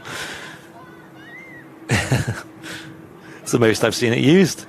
We do see a cat sometimes here. G Meow. I saw it as I was driving in today. Did you? Yeah. G Meow. He's walking out of the RVP this morning. Yeah, we see G Meow sometimes at the RVP, a little cat. Gorgeous cat that is. It's like proper Bengal with the. It's like what is it? Leopard? Is that what? Leopard print. Yeah. Yeah, it's like the. It's like a perfect coat on it. It's gorgeous. Yeah, it's like a sofa from the 70s. John's done it already. He's done it. There it is. Wait, He's what? swapped it out.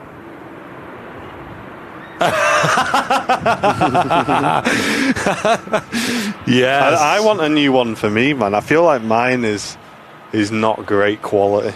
Well, I think that was the idea when it was just meant to be. It was a joke, but it kind of stuck. The lull emote. Or should we have like a HD lull? Yeah, I want like a HD lull now. Look at Fez's face in the YouTube chat. HD lull.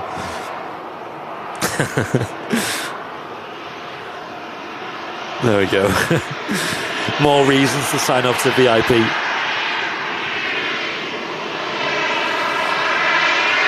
Yeah, not seen G Stew for a while. That's a point, Lee. We saw it walking out a few weeks ago, didn't we? Yeah, we've seen it on the runway earlier as well.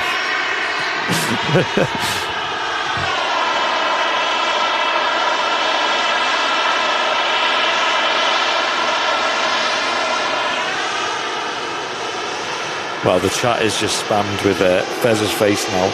Thanks for that, Fezza. So picking up on the ground at Terminal 1 is the Iceland Air 757. Already starting to move now as well, so she'll be out soon. And finally on her way, the TUI 787 off to Puerto Vallarta. Finally. She was meant to take off at 9 o'clock this morning. So after over a 4-hour delay, she's well and truly off. I think a few pennies are due for that one. He's finally on the way. Beautiful shot there of the wings flexing nicely.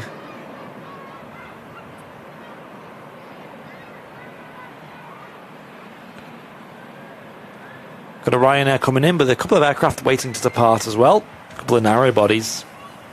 I can't see Fez's face. You may need to refresh the stream, so if you close it and reopen it, she should be able to see the emote. Sometimes it doesn't update straight away. EGCC on Twitch, hello. Don't forget Twitch crew, check those Twitch primes, see if you've got any available, sort the channel out. Yeah, if you're watching on YouTube, you can support with a super chat. Click the dollar symbol and click super chat, or become a VIP of Airliners Live. Really does help the channel out a lot. Yep. Hope you're enjoying the midweek show. Live from Manchester Airport every Wednesday and Sunday here on Airliners Live from 10 a.m. We're also live on Monday evenings. Is it from 6 now, Fezza? Mm-hmm. On Mondays, and then from 7 p.m. usually on Thursdays, although this Thursday there is no Vancouver show due to Henry being away at the moment.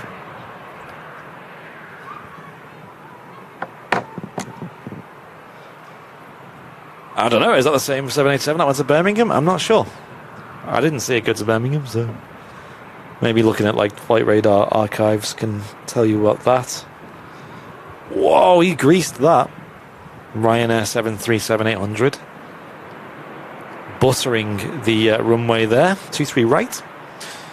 After a little flight up from Seville.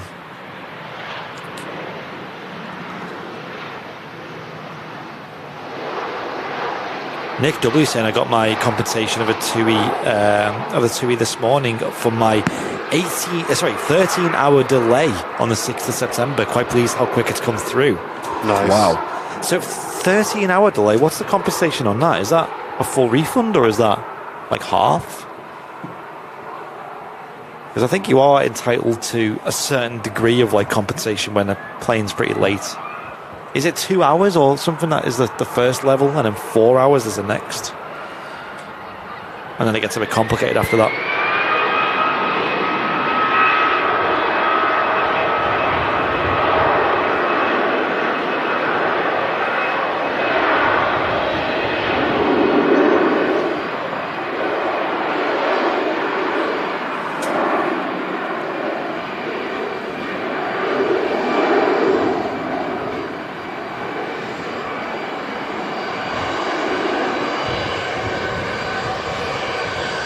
So the Jet 2 757, the Jet 2 A330 is on the approach now, just entering the downwind.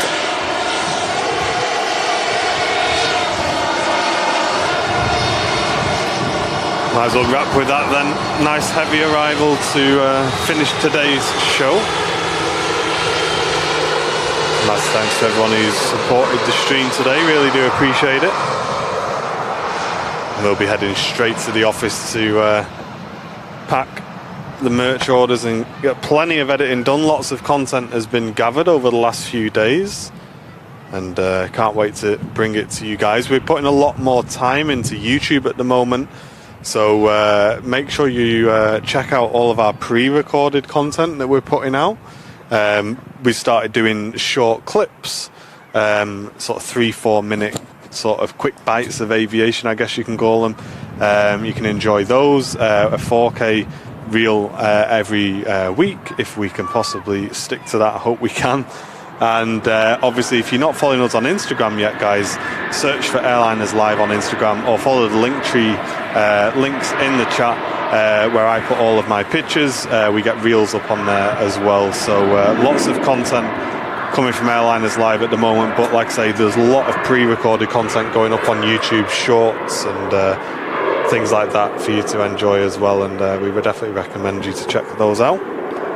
We also sorted out all of our videos into playlists as well. John Fezzer helping out with that one. So if you want to go back in the Airliners Live archives, we've made it easy enough for you to do so now, as we've now categorized all the videos into playlists, and you can sort by date and all of that sort of stuff. And I got cookies in the chat just asking how many times zoom is that camera. So I don't know what the times is on that, but it is a 600mm optical lens we are using.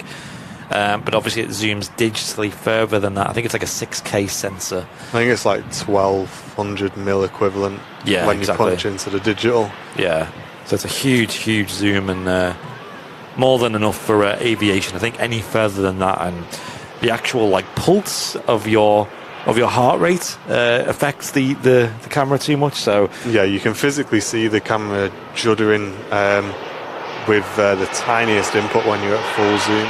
Yeah, so and that's even within body stabilization up as high as it goes. Yeah, any more than that and it's ridiculous.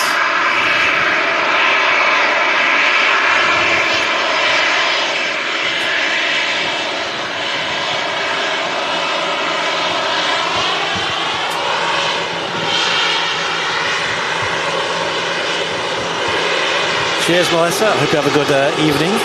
Thanks very much.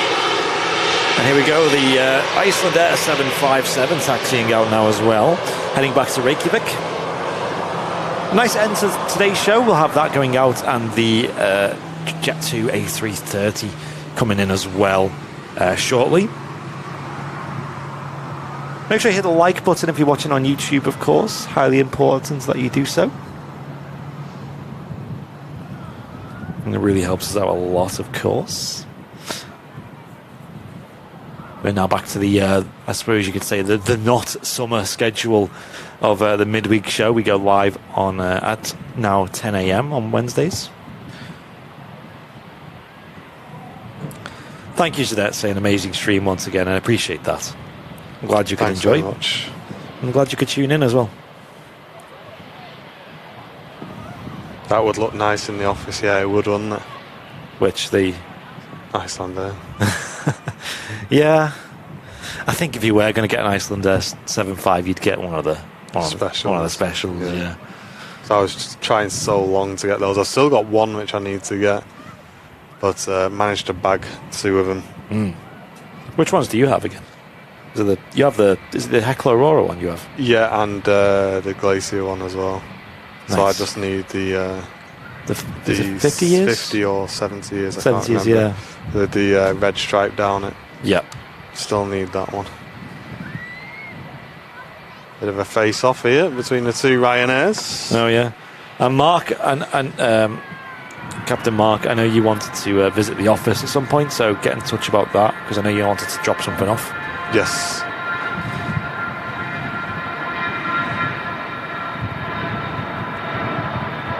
Hey, no worries, Chris. Glad you enjoyed it, mate. Yep, it's doing a long downwind.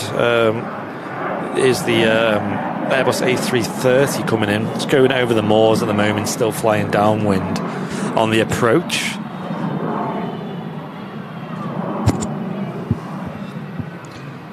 And for those of you asking about the camera, you can see there. So we're full wide there.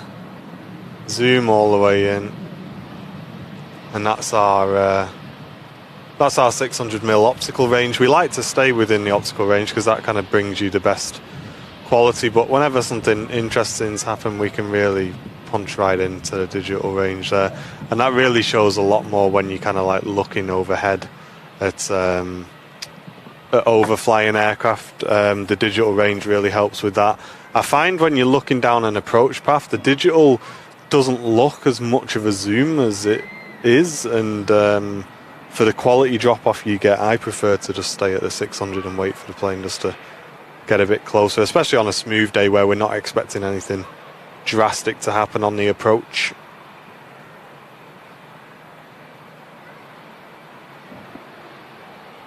Zega, welcome back. I hope you're feeling better as well. Yeah, welcome back, Zega.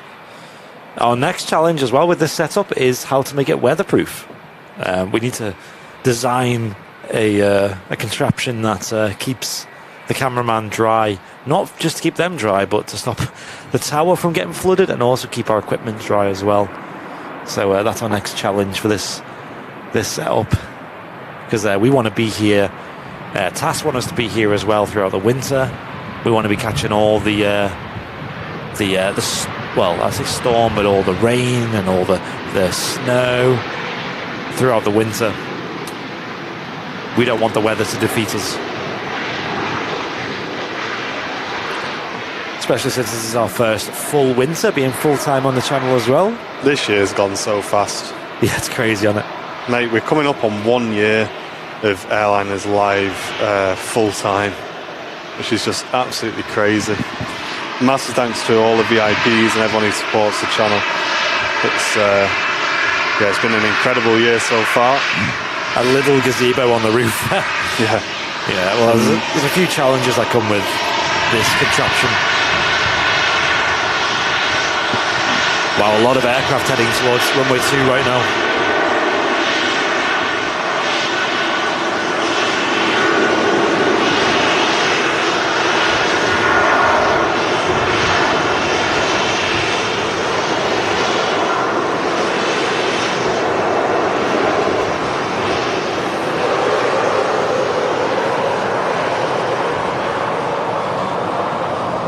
As she goes, the Icelandair 757.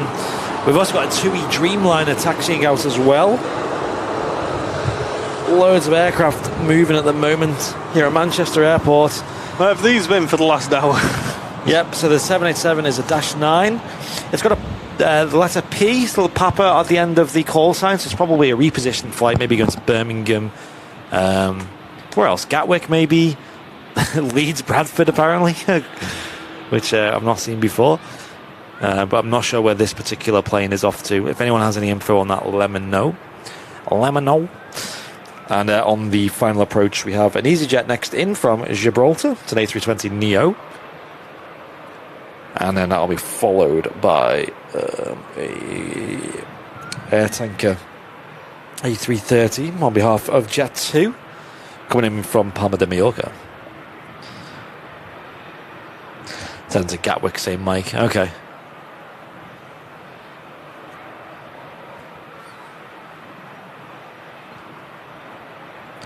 I was speaking to Debbie from the Aviation Society about Gatwick, because it's mad how many planes they get in and out of that airport with just the one runway. It's so efficient. And she said there's a lot of reasons for them to be able to do that, but mainly down to the infrastructure in terms of taxiways on that runway. There's lots of rapid exit taxiways. There's 2 taxiways they can use to taxi away from that as well, so it's not like one could hold up another one. Whereas Manchester here, it's not as efficient. So the 2 runways are definitely needed here. Gatwick is insane. How quick they can get planes in and out of that airport off just one runway. Blows your mind. You do see the odd go around due to like aircraft incurring the runway a bit too long, you know. I seen 2 when I was there, both caused by British Airways triples, taking a little bit too long to get off the runway. Yeah, there's a few people putting ideas in the chat. If you've got ideas, feel free to post them in the VIP lounge. We are open to ideas, something that we're just trying to look into at the moment. Yeah, we've got a few different ideas. Sam thought of the idea to just have a poncho and attach it to the roof so that it runs off, the water runs off and doesn't go inside. I kind of want something a bit more structural, I think. Yeah. And Alec, thank you very much, Alec Hull, for the Twitch Prime for 4 months, dude. Appreciate that, mate. And here it is, final arrival of today's show.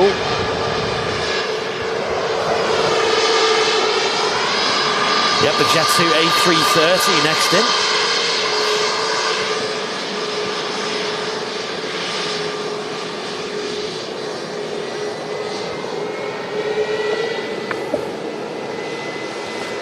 Hope you've enjoyed this show on the Midweek Madness on your Wednesday here on Airliners Live. We've had Martin up on the camera for the whole show today. Done a great job, especially with the conditions of the sun and all that. And I've been down in the studio operating the audio and video. If you want to send in one last donation, that would be massively appreciated. You can send in a super chat on YouTube or bits on Twitch. Or you can become a member and reap the rewards of fantastic benefits of being a member on Airliners Live. Such as discounts on merch, access to all these fantastic emotes, including the Fezzer emote now.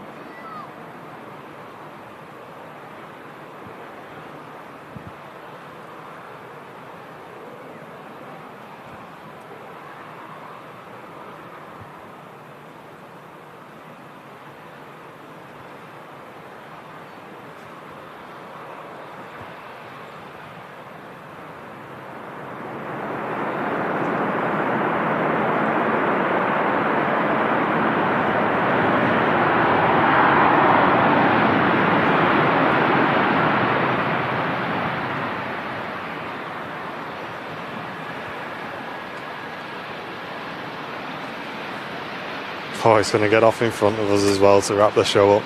Great stuff. Awesome. We got some support coming through on YouTube as well. Get them bing bongs in the chat and we'll read them out as soon as this beautiful Jet2 A330 is out of the way. What a way to end the show with this right in front of us.